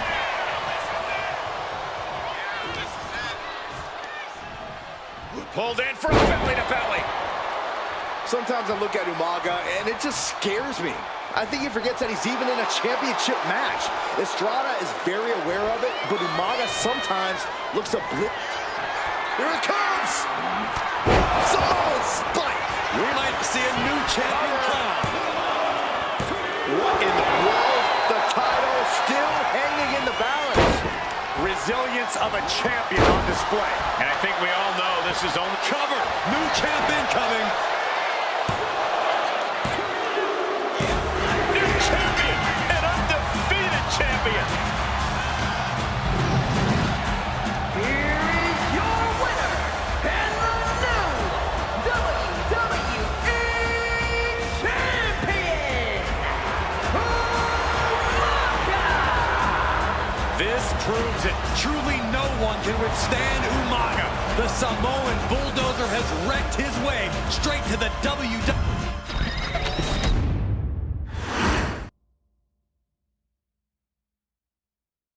Hey, in WWE, things move really fast.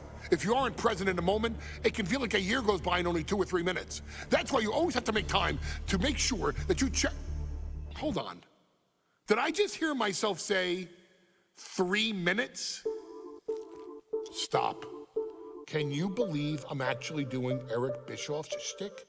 In the early 2000s, few words sent a shudder through the roster like the words 3 minutes, summoning the fearsome duo of Rosie and Jamal, collectively known as the 3-minute warning. Initially hired by the aforementioned Raw general manager Eric Bischoff to interrupt anything he didn't find to be entertaining. You're just not entertaining me. 3 minutes are just about up.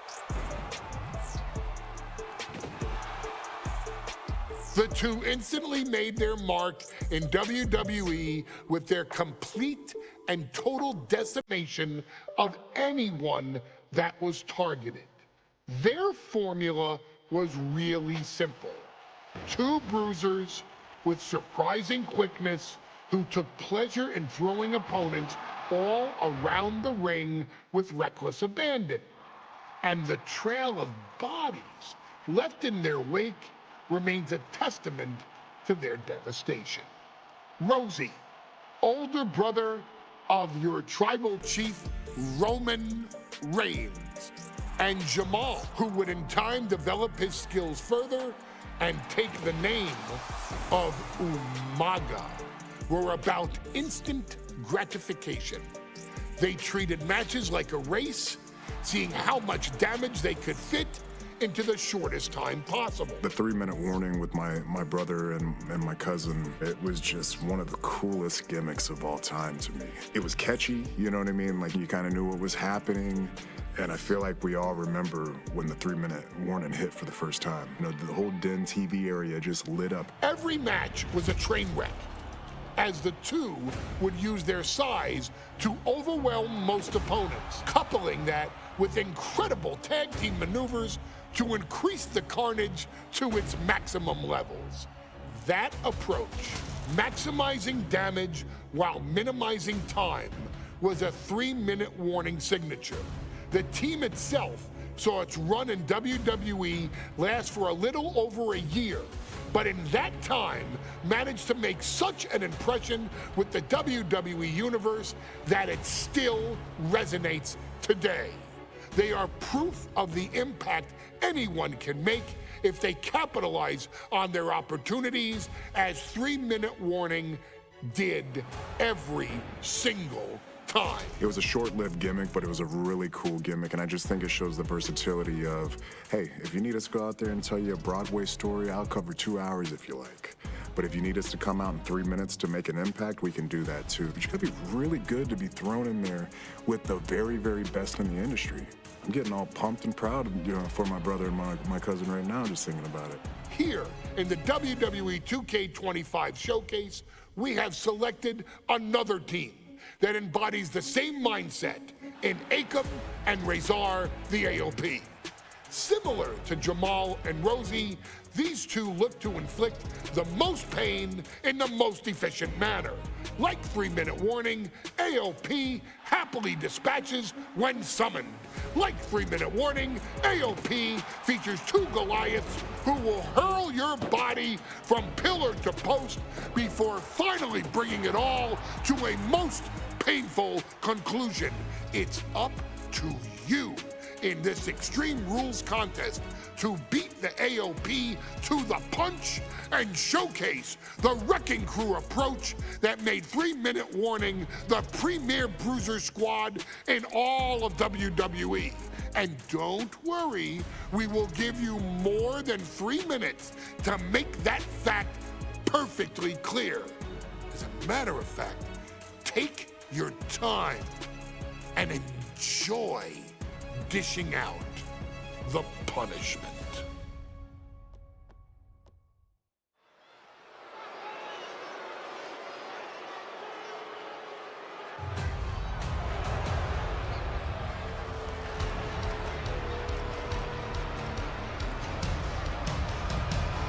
AOP is here, ready to wreak havoc. And they want to prove 3-minute warning has nothing on them. 2 roughneck teams ready to use this Extreme Rules stipulation to the fullest.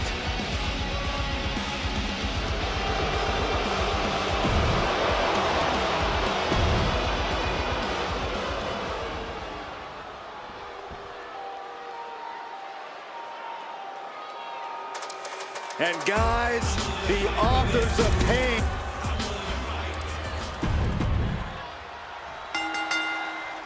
Here we go with AOP and 3-minute warning going head-to-head. This is an Extreme Rules match, and it's a good thing it is, because neither one of these teams likes to play by the rules or limit their aggressive tendencies. Well, there is nothing on the minds of these men except dealing as much damage to one another as possible.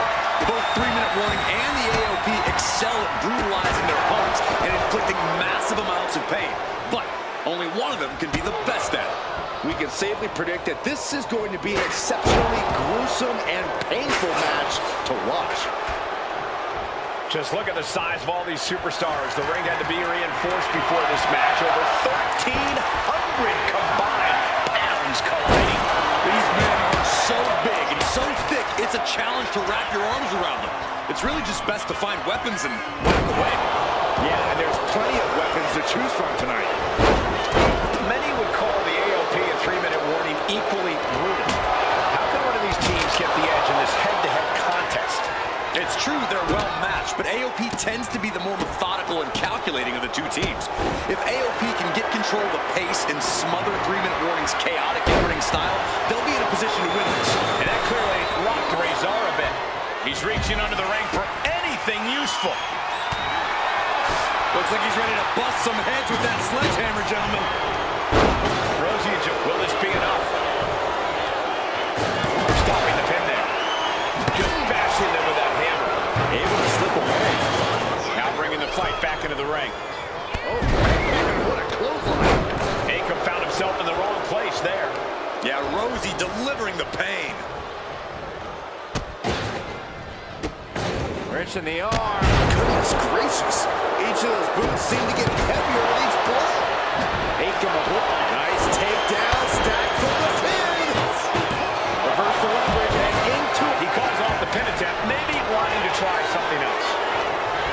He didn't plan for this. Absolutely spiked. DDT. He's headed to the top now. Taking a moment to get pumped off of this crowd's incredible energy. Pump handle locked in. Death Valley driver. Transitions to the cover. But is it enough? No, he gets the shoulder up. Getting that shoulder up now is huge.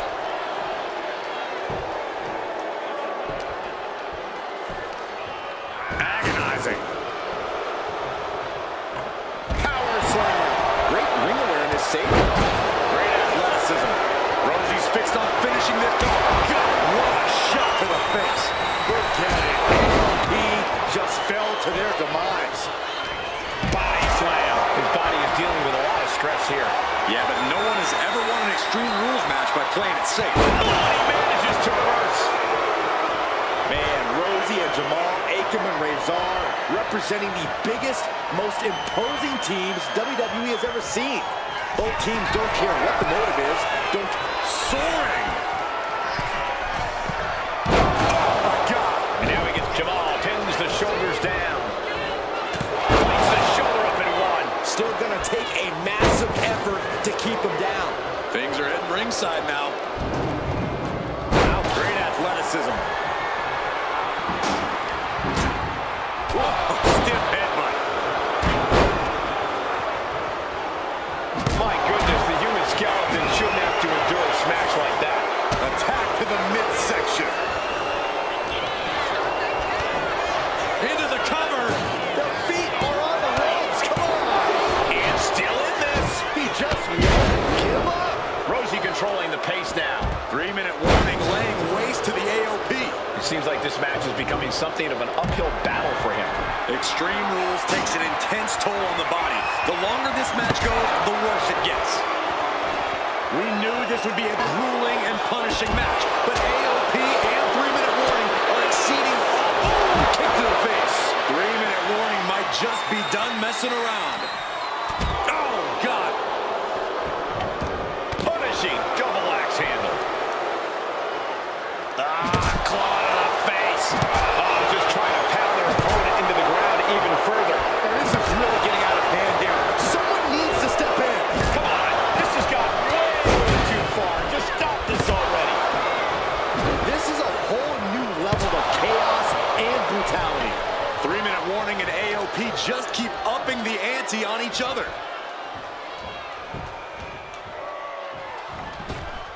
Escape that in a hurry. And slides back into the ring. Akam with a rough blow there. Arms are trapped. Ooh, headbutt from the rear. Countering that offense. Down on the ground, getting pummeled by that hammer. Man, taking full advantage of the foreign object in play here. Back-to-back attacks. Razor avoids that one. And heading up top. It's Tito. To the sky. Diving shoulder tackle. Can this pin put Jamal away? He breaks the ref's count before 2. Wow, I thought this was over. He wastes no time dodging the attack. Oh, disturbing impact. Oh, basically hammering their opponent into the floor. So much disdain with each of these shots. Something about this is starting to feel way more personal. He's got him square from the top. All the way down to the floor. Look out.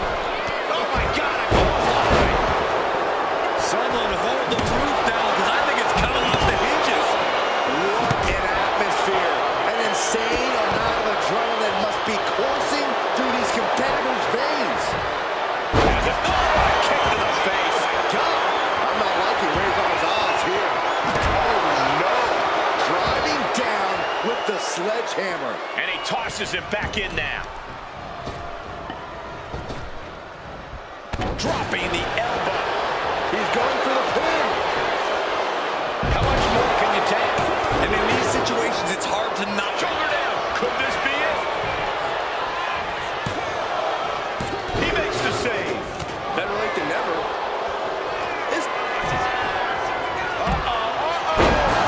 Into the choke slam. And into the cover. He kicked out at 10. Can you imagine how much escaping that pin must have cost him? From the middle right.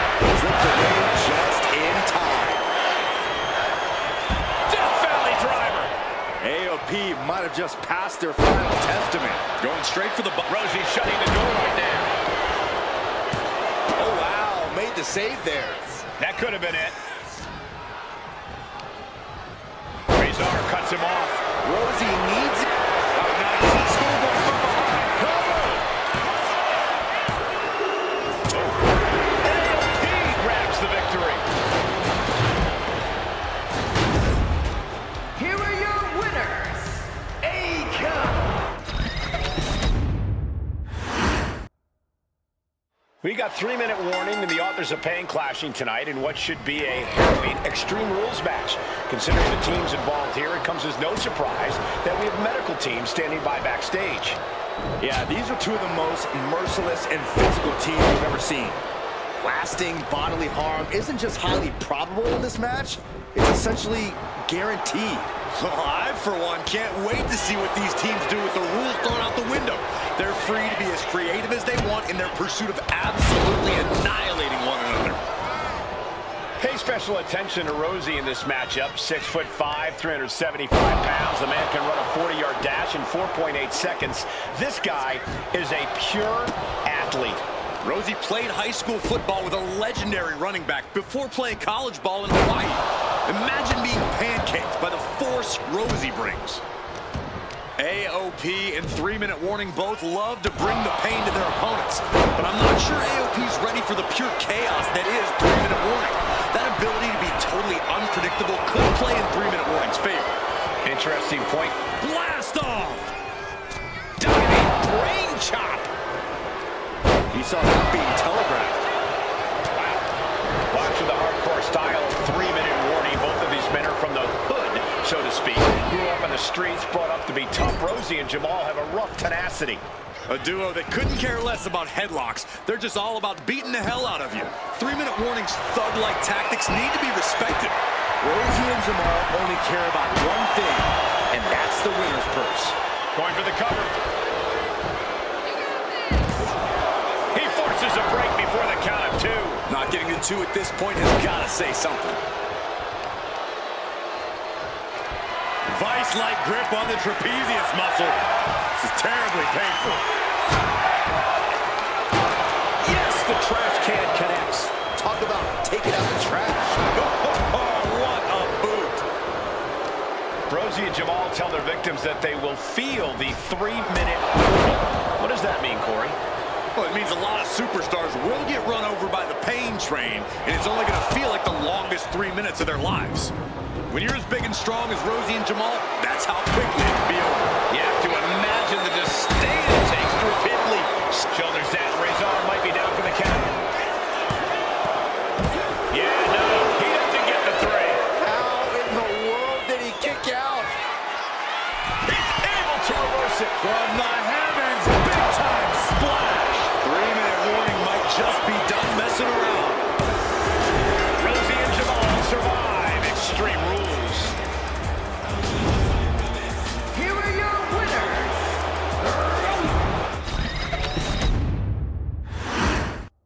Here we go with AOP and 3-minute warning going head-to-head. This is an Extreme Rules match, and it's a good thing it is, because neither one of these teams likes to play by the rules or limit their aggressive tendencies. Well, there is nothing on the minds of these men except dealing as much damage to one another as from behind. Schoolboy, shoulders down for the win. Slips the shoulder up. He needs to deal more damage before trying that again. And what a throw that was. Just look at the size of all these superstars. The ring had to be reinforced before this match. Over 1,300 combined pounds colliding. These men are so big and so thick, it's a challenge to wrap your arms around them. It's really just best to find weapons and whack away. Yeah, and there's plenty of weapons to choose from tonight. Boom! Very effective. You can see the intent behind that attack. Here's the cover, is it enough? Wait, look at the feet. The feet are on the ropes. Ooh. Oh, this is just too far. Get some control in there. Oh, look at this aggression, just pure brutality. Not easy. He's taking a bit of damage from these blows. Yeah, Jamal reminding his opponent that he's not someone to take lightly. Rosie and Jamal tell their victims that they will feel the 3-minute warning. What does that mean, Corey? Well, it means a lot of superstars will get run over by the pain train, and it's only going to feel like the longest 3 minutes of their lives. When you're as big and strong as Rosie and Jamal, that's how quickly it can be over. This match has spilled out to our announcers area. Let's hope they take it back in the ring soon. And they were just sent flying on that one. And enters back into the ring. Hammering down on the knee. Counter right when it was needed.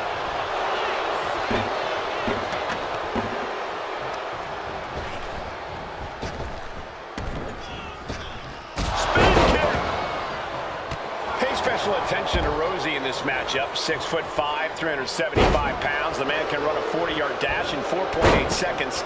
This guy is a pure athlete. Rosie played high school football with a legendary running back before playing college ball in Hawaii. Imagine being pancaked by the force Rosie brings. Whoa, whoa, whoa. Look at this raw power. Gut wrench.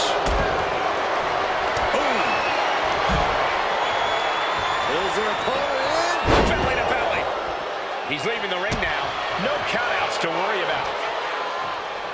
Rosie lining him up from the top turnbuckle. Hey, that's my... From the top. Diving headbutt.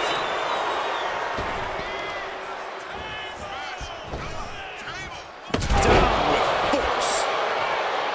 Man, Rosie and Jamal, Akam and Razor representing the biggest, most imposing teams WWE has ever seen. Both teams don't care what the motive is, don't care who the target is. Their goal always remains the same, and that is complete destruction of the opposition. We call them equal opportunity ass kickers. The first few rows should take a couple steps back because no one is safe when you're in the vicinity of these teams. Whoa, man, adding more injury to injury with that hammer. Pull right back in. Side slam. Ooh. Oh, man, he is fired up now. And a series of vicious stomps. Oh, that hurt. Watch for the hardcore style of 3-minute warning. Both of these men are from the hood, so to speak. Grew up in the streets, brought up to be tough. Rosie and Jamal have a rough tenacity. A duo that couldn't care less about it. From the top. That's it. What a splash. Forget it. AOP just fell to their demise. He gets into the ring. Oh, man, just punishing. Shoulders down. Razor might be down for the count. Absolute power. As close to 3 as you could possibly get without the bell ringing. Oh, man, inverted backbreaker. Ow. We knew this would be a grueling and... Pump handle locked in. AOP might have just passed their final testament. There's 2, and he's still in the game. Where in the world is he getting this from? His beating heart will not be stopped. And there needs to be a refocus now. That was the moment that could have ended things. A moment that's being replayed in their heads right now. Taking things back into the ring. Taking flight. Good Lord. Taking flight. Oh, my, what a splash. Ooh. Uh-oh, full Nelson. Reverse STO. Into the pin. There's 2, and a kick out at 2. So close. That could have been it. And the core taking on some damage. And just being tossed away there. They might be able to put this one away right here. Kicks out. And you gotta think he's just one final blow away from not kicking out next time.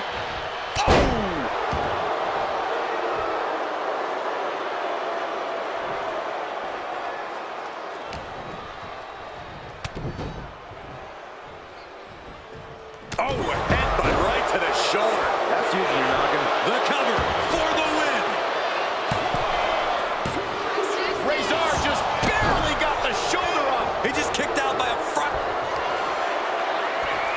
Up they go. Driven down with a Samoan driver. 3-minute warning might just be done messing around. Rosie and Jamal survive Extreme Rules. Here are your winners, Rosie and Jamal. 3-minute warning. Gotta give it up to 3-minute warning. In a contest between two of the most badass squads we've ever seen, they were the tougher competitors. Yeah, but AOP certainly made 3-minute warning earn this win. Just think about all the carnage we witnessed here tonight.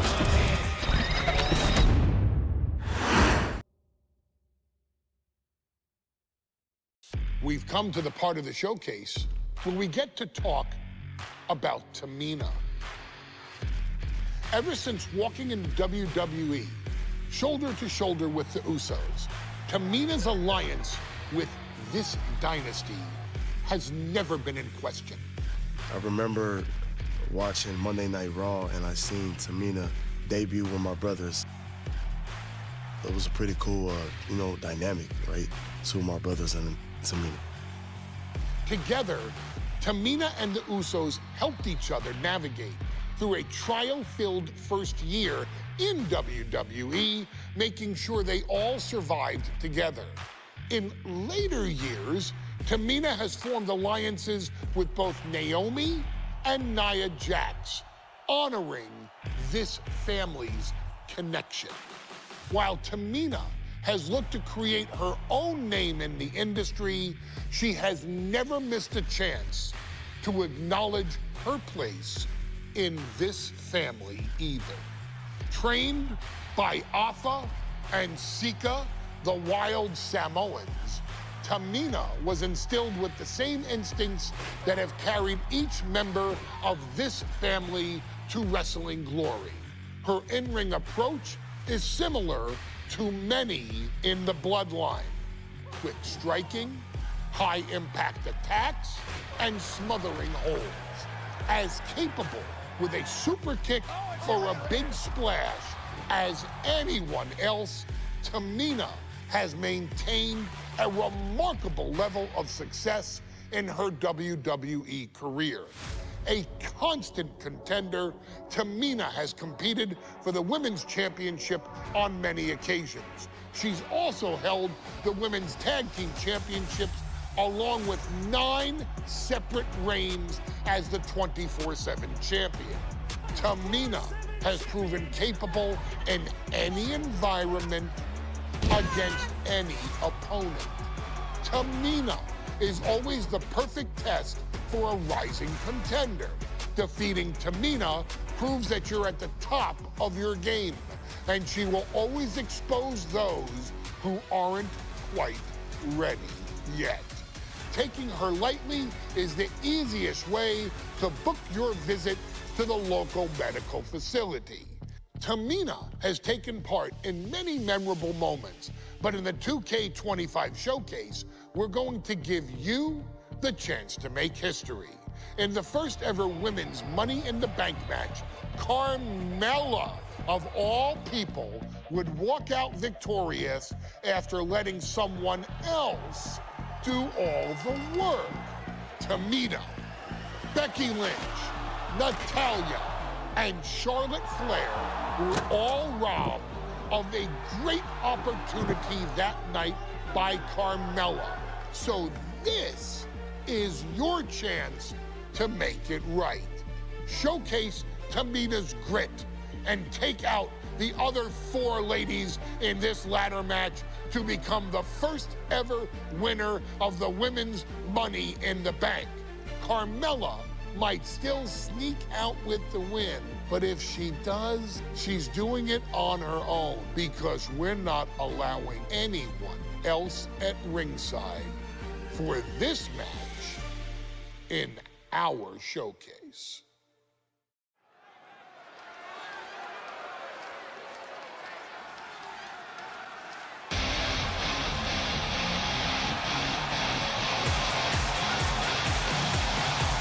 We are making history tonight here in St. Louis, the first ever women's Money in the Bank ladder match.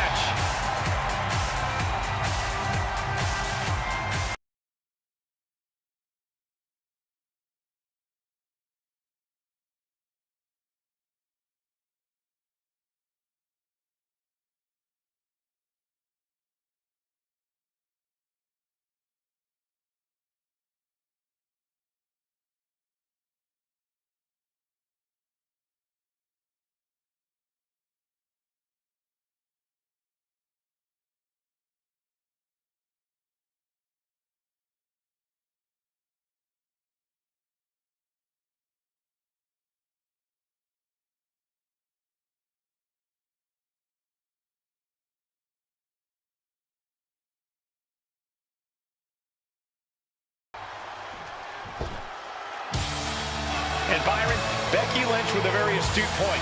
I rip off arms. You can't exactly climb a ladder with no arms.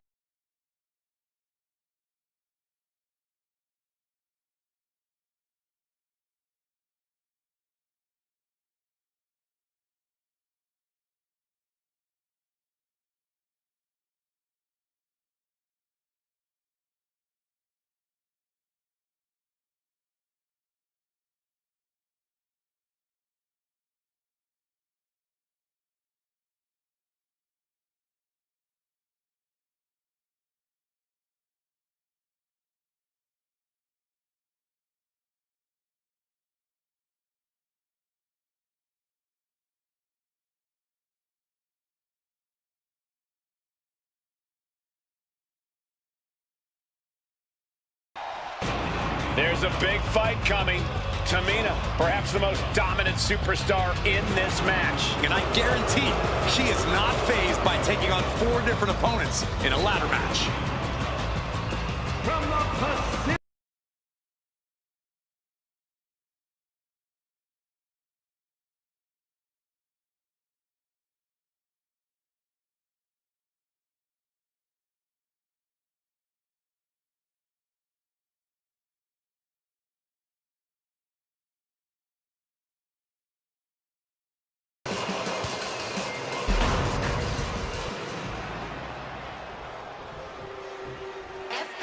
Mella is money, and she is as confident as ever.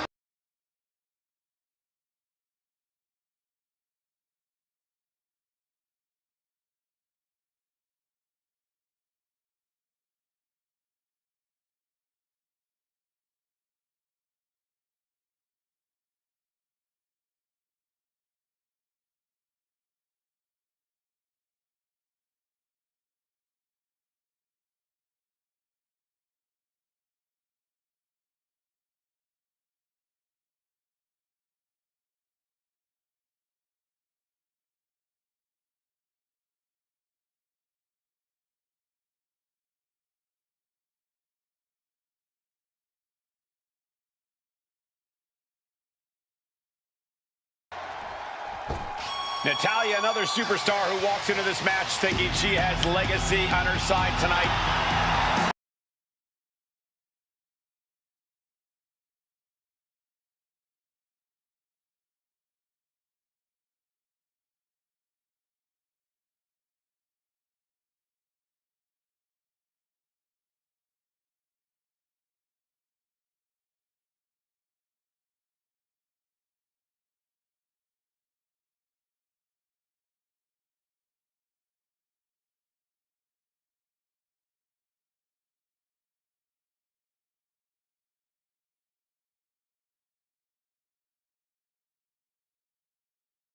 It's the best there is, the best there was, and the best there ever will be. Winning that briefcase is like taking the proverbial express lane to success. This new generation of female superstars are providing yet another milestone moment here. Tamina, Charlotte, Carmella, Natalya, and Becky Lynch are going to climb the ladder and retrieve the briefcase. Become the first ever Miss Money in the Bank. Straight to the knee. The contract that could change lives hanging above the ring. Probably the most profitable opportunity in our sport. 15 out of 17 superstars have successfully cashed in the Money in the Bank contract. A surprise cash-in has only failed once, and the other failed cash-in was alerted to a week in advance. You are almost certain to become the next SmackDown Women's Champion if you grab the contract tonight. Chop block, brilliant, right to the back of the knee. The tried and true method to taking anyone down. Down to Odin, and a double axe handle smash. Remember, the first woman to climb the ladder and retrieve the briefcase will become the first ever Miss Money in the Bank. No countouts, no disqualifications in this match. Everybody is coming in with a different strategy, but remaining close is the key. Luck is going to play a part, but you'll increase your odds if you stay close to the ladder and close to the briefcase.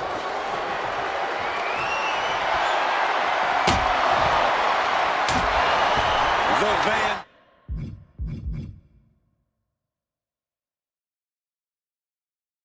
GOAT of WWE daring her opponent to rise to her level. No safe haven in this match. These ladders can be your best friend or your worst enemy. There's no allies in this match. It's everyone for herself. There is no room for friends when history is being made. Not when you can go down in the record books as the first Miss Money in the Bank.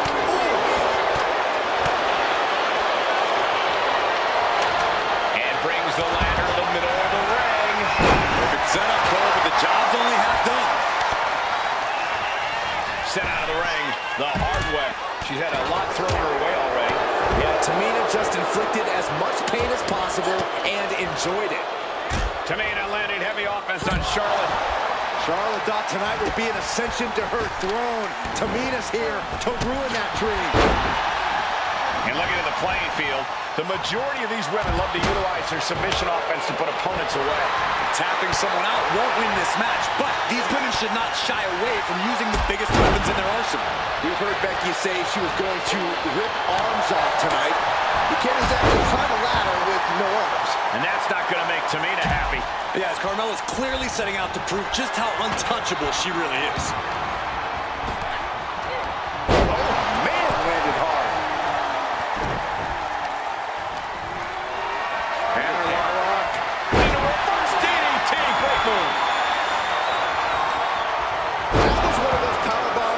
Shorten someone's career. Yikes, that ladder really rung their bell. 3 second-generation superstars competing in this match. Carmella, Charlotte, and Tamina. And Natalya, of course, a third-generation superstar. Women bred for these kind of moments. And these women will add a significant chapter to her legacy if she can become the first Miss Money in the Bank. Picked up and being carried around there. And that was a successful bit of offense with that maneuver. Nice reversal by Charlotte Flair. Charlotte driving Tamina, and both tumble to the floor. Both women crashing down hard. The Queen, Charlotte Flair, the first to her feet, surveying the situation. Oh, my God, Tamina into the steps. Well, you are seeing a heightened level of aggression, heightened level of intensity from all these competitors because of the stakes involved. Guys, where's Charlotte going? Flair looking to up the ante now from the top. Oh, my goodness, taking out everybody. The Queen rising to the occasion. What you just saw is why we say Charlotte is genetically superior. Yeah, undeniable athleticism from the Queen. Can it pave her way to the top of a ladder? As the fight continues ringside, we may need to relocate soon. I'm already ahead of you. Grabbing my notes. Oh, man. Obviously on the top rope. And completely missed the mark. Moving into the ring, she's setting a ladder up dead center. Her eyes are on the prize now. Looking up on the steps, things are about to turn disastrous. Climbing up, but is there enough time to go for the win? She's reaching up and trying to unhook it as fast as she can. It's going to take some time, but you got to just keep going. Ooh! Natalya sent flying to the outside. Byron, we got the ladder. Center of the ring. This is where you need to be. Hold on. No, keep going. Everyone in the building is on their feet. Oh, disabling the leg with that. Spin kick to the midsection. She's got her cinched in. Double overhook suplex. And leg drop by Becky Lynch. Mella just can't seem to stop this offense. Mella needs to rethink her strategy now.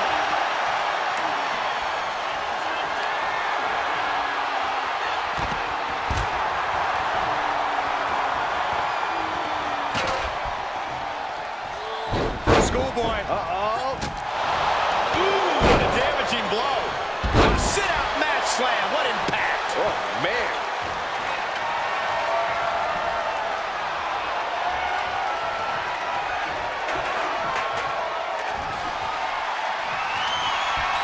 Face first with a waistlock takedown. She's starting to struggle here. this deep into a ladder match, the last thing you want is to start breaking down. She's ready to take this match to the outside. Trying to string together as many hits with that launch. Looking for the suplex all the way up. Look at this power. Oh, no. Money in the Bank briefcase still hanging high. This is what it's all about. The opportunity of a lifetime. What are you willing to do? How much can you sacrifice to be the first Miss Money in the Bank? History on the line. Guaranteed championship opportunity. Nothing but carnage happening in this one. 5 women fighting for their key to destiny. Willing to go through. Submission specialist Natalya. Oh, yeah, Natalya. This is a hard family tradition. The sharpshooter by... Oh, reversal. Oh, got herself. And Carmella with a takedown, looking for the... Locked in. It's locked in. She might want to tap here. And she breaks her own submission hold. We don't see that often. That can either psych out her opponent or come back to bite her.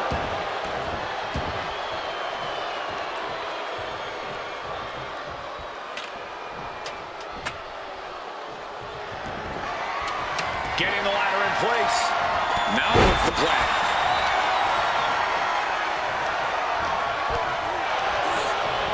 She's tossed right out of the ring. Nice explosive suplex. And taking aim right at the midsection with this offense. Tossed to ringside. Look at this. She's going for her destiny, guys. But she better hurry. She doesn't have much time. Ladder's in position. Gonna make the climb. And clearly stooping low with that attack. Look at it. Up from the canvas. I don't think their fists care at all, Cole. Reaching for the prize. The crowd is going absolutely crazy right now. They know this could be it. She might get this. I think it's more than might. Oh, this could be the beginning of the end, Michael. That's the briefcase. Mella is Miss Money in the Bank. Your winner of the Money in This new generation of female superstars are providing yet another milestone moment here. Tamina, Charlotte, Carmella, Natalya, and Becky Lynch are going to climb the ladder and retrieve the briefcase, become the first ever Miss Money in the Bank. No safe haven in this match. These ladders can be your best friend or your worst enemy. There's no allies in this match. It's everyone for herself. There is no room for friends when history is being made. Not when you can go down in the record books as the first Miss Money in the Bank. Remember, the first woman to climb the ladder and retrieve the briefcase will become the first ever Miss Money in the Bank. No countouts, no disqualifications in this match. Everybody is coming in with a different strategy. Uh-oh. Look at this. Ladder set right in the middle of the ring. Starts the climb, but needs to move quickly. Using the submission to Desperately trying to find a way out, and she does. A contract that can change lives hanging above the ring. Probably the most profitable opportunity in our sport.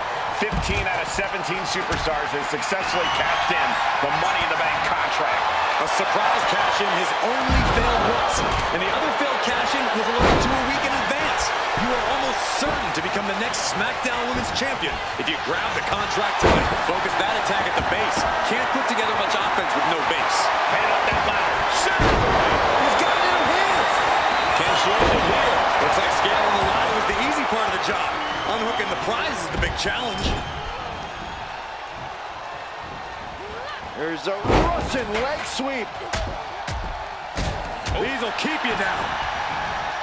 Is there anyone more intimidating in this group than Tamina? I've said it before. It could be a coming out party for Tamina.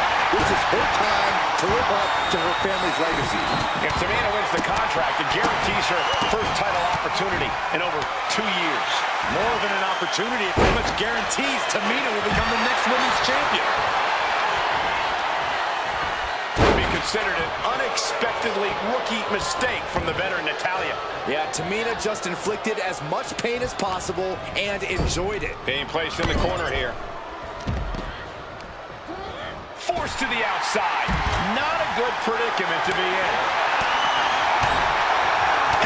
Time counter.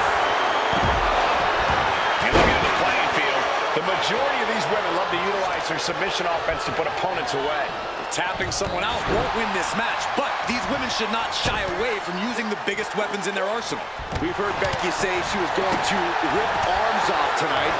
You can't exactly climb a ladder with no arms. Oh, man, inverted backbreaker. Ow. It looks like she wants to take this match outside. Charlotte caught by the counter. Several reversals, neither superstar able to penetrate their opponent's defense. Just a perfect mix of pure power and bad intentions. Tamina landing heavy offense on Charlotte.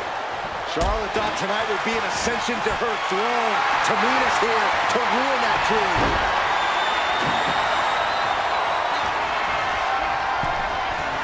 Set up for the 3 second-generation superstars competing in this match. Carmella, Charlotte. Oh! Carmella's eyes are growing wider now. Is this her chance to climb the ladder and become Ms. Money in the Bank? She countered that into her own offense. Headed up that ladder. Center of the ring. So close to victory. Heart has to be pumping right now.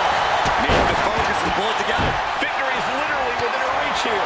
Is this the right time? Is this the career-making moment? She's starting to wear down here.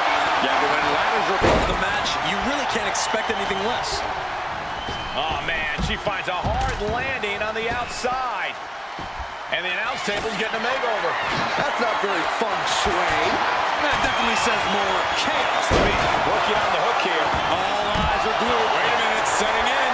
Devastating submission coming. Just looking to do some... A single leg camel clutch and a great counter. Oh, no, look out. Here we go. That's called changing the decor of the broadcast area. I have a feeling there's more to come, Corey. Oh, yeah. Taking flight from the middle rope with an elbow. Gentlemen, this is what I believe we refer to as unloading. Tamina not caring that Becky's a fan favorite. The crowd's adulation is meaningless. All that matters is the contract suspended above the ring. Tamina's been showing so much dominance in this match. Side slam. Oh, the physicality on display there. Unbelievable. Lifted and completely helpless here. Running power slam. He lost some of her stamina at this stage. This deep into a ladder match, the last thing you want is to start breaking down.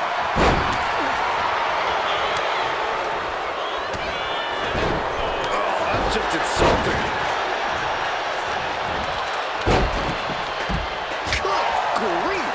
That's a chop that'll wake you up. And Lynch falls victim to some big impact there. And all of this pain and discomfort will make ascending a ladder very challenging.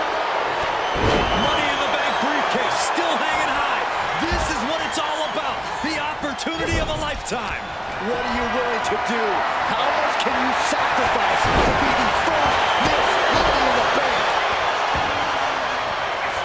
Just defiantly fighting off her opponent. Her endurance is really being tested now. Yeah, but when ladders are part of the match, you really can't expect anything less. Oh my God, a clothesline!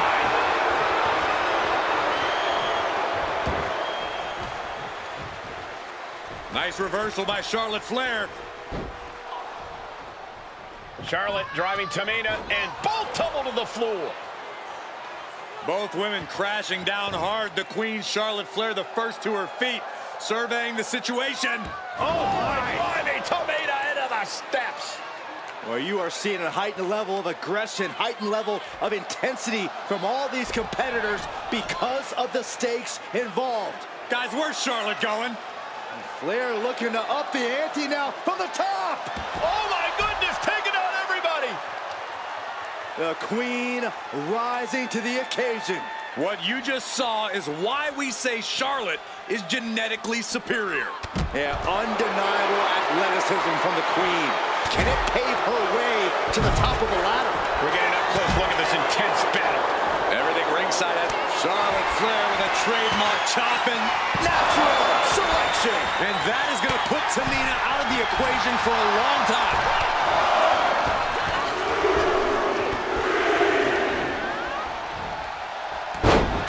Tamina's absolutely wrecking shop on Natalya, making sure the veteran won't have the strength to climb the ladder at all. Across the throat.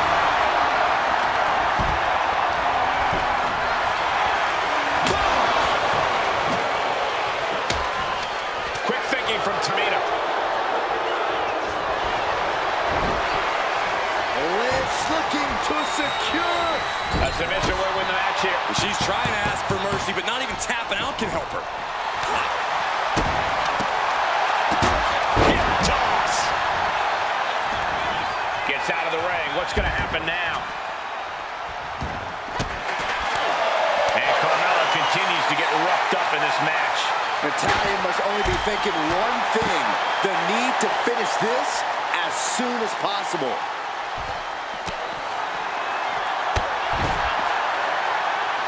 A demeaning gaze painted on Flair's face.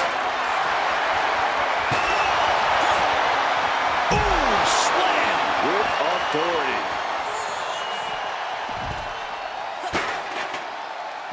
Carmella with a super kick. Becky's hope to reclaim her women's championship is looking a whole lot bleaker now. Oh, man, right into the steel steps. Sliding back in under the ropes here. He pulls off the reversal. Quick thinking that time. Big boot. Jeez. She's got her bell up, but she can take it. Forearm to the face. Oh, nothing fancy about that.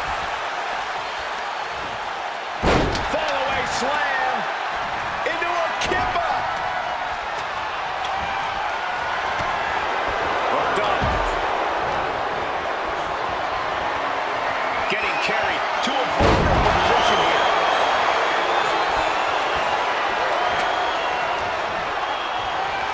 Oh my God. Oh, a backbreaker. Right to the spine. Into the knee drop. She's going up now. Going up high. Getting to her feet here. Stumbling into the lion's den. And her torso really looks to be the big target here. Tamina sidesteps that. Ooh, what a headbutt. Vicious boot by Charlotte.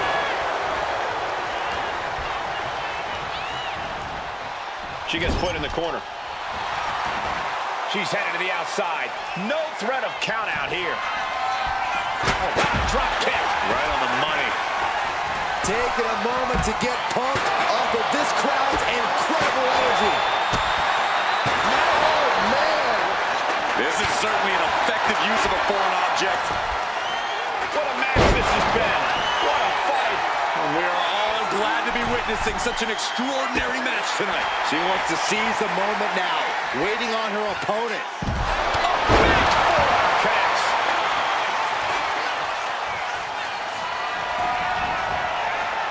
Charlotte Flair took the worst of that on her face, and it looks like there's a cut, too.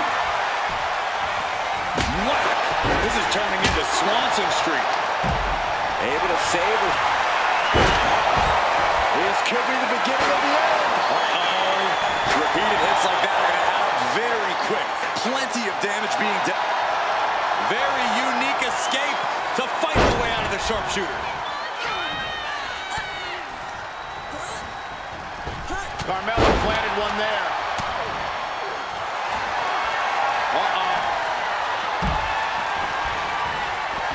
Solid contact across the chest.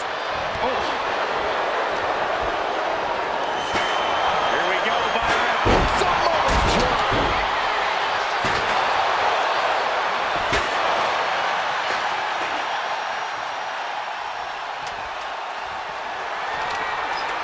Center of the ring. Carefully setting up the line. Stiff headbutt. Guys, she is bleeding now. Now the sight of her own blood can either fuel her with adrenaline or allow fear to creep in. The prize is in sight, but is it in reach? Tamina has it. Fingertips away from winning the... That's it. Tamina has the briefcase. Tamina is Miss Money in the Bank. The winner of the Money in the Bank contract and the first ever Miss Money in the Bank, Tamina! This has to feel so validating for Tamina. She came in tonight with her family in mind, and they must be proud of her now. Tamina has a legacy to live up to, and becoming the first ever Ms. Money in the Bank only honors the rich family name.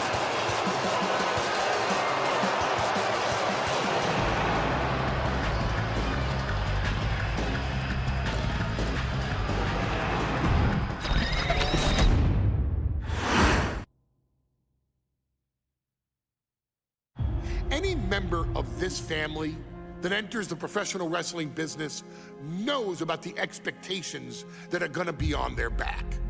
They know about the prestige that their very name carries. They know that those who came before them have accomplished so much. Bearing the weight of those legacies can prove to be way too much for almost anyone. But that was never the case for Jimmy and Jey Uso. Jimmy and Jey Uso looked to be stars from the very start, constantly evolving their look, style, and offense as they progressed in their careers. Face paint and war dances would fade away, and the two would embrace the day one-ish mentality, looking to punish opponents and send them to the Uso Penitentiary. The Usos are 8-time WWE Tag Team Champions. The Usos have main evented WrestleMania after initially fighting for a mere spot on the card. The Usos were the premier team of the 2010s. The Usos are the greatest team of all time. Jimmy and Jey are poetry in motion, each knowing what the other is looking to do next, each using every bit of savvy they gained growing up in professional wrestling to keep their edge. And sure, in recent years, it's been difficult between the two. Jimmy did cost Jey his match at SummerSlam against your tribal chief, Roman Reigns. After months of the anger building between the two, Jimmy and Jey ended up as the first two entrants in the 2024 Royal Rumble match, bringing things to a head. But even that moment wasn't enough to settle the issue, and so they would fight again at WrestleMania 40. Jey Uso truly became main event and found his inner yeet, even adding another tag team championship with Cody Rhodes as his partner. As your wise man eventually would suffer as well, Jimmy found himself betrayed by Solo Sikoa, and unceremoniously dumped out of Solo's version of the Bloodline. When Jimmy and Jay are a tag team, they are pure art. They are the reason for the resurgence of tag team wrestling's popularity over the last 15 years. And perhaps, oh, perhaps, their grandest moment came during the 2017 Hell in a Cell, when they would lock horns with perhaps their greatest opposition ever, The New Day. From July to October of that year, the SmackDown Tag Team titles would change hands 4 times between the two teams, both looking for ultimate bragging rights. The Usos' connection as twins always gave them an upper hand with most teams. But the New Day had their own trick, utilizing the Freebird rule to allow any 2 of the 3 members to compete in any match.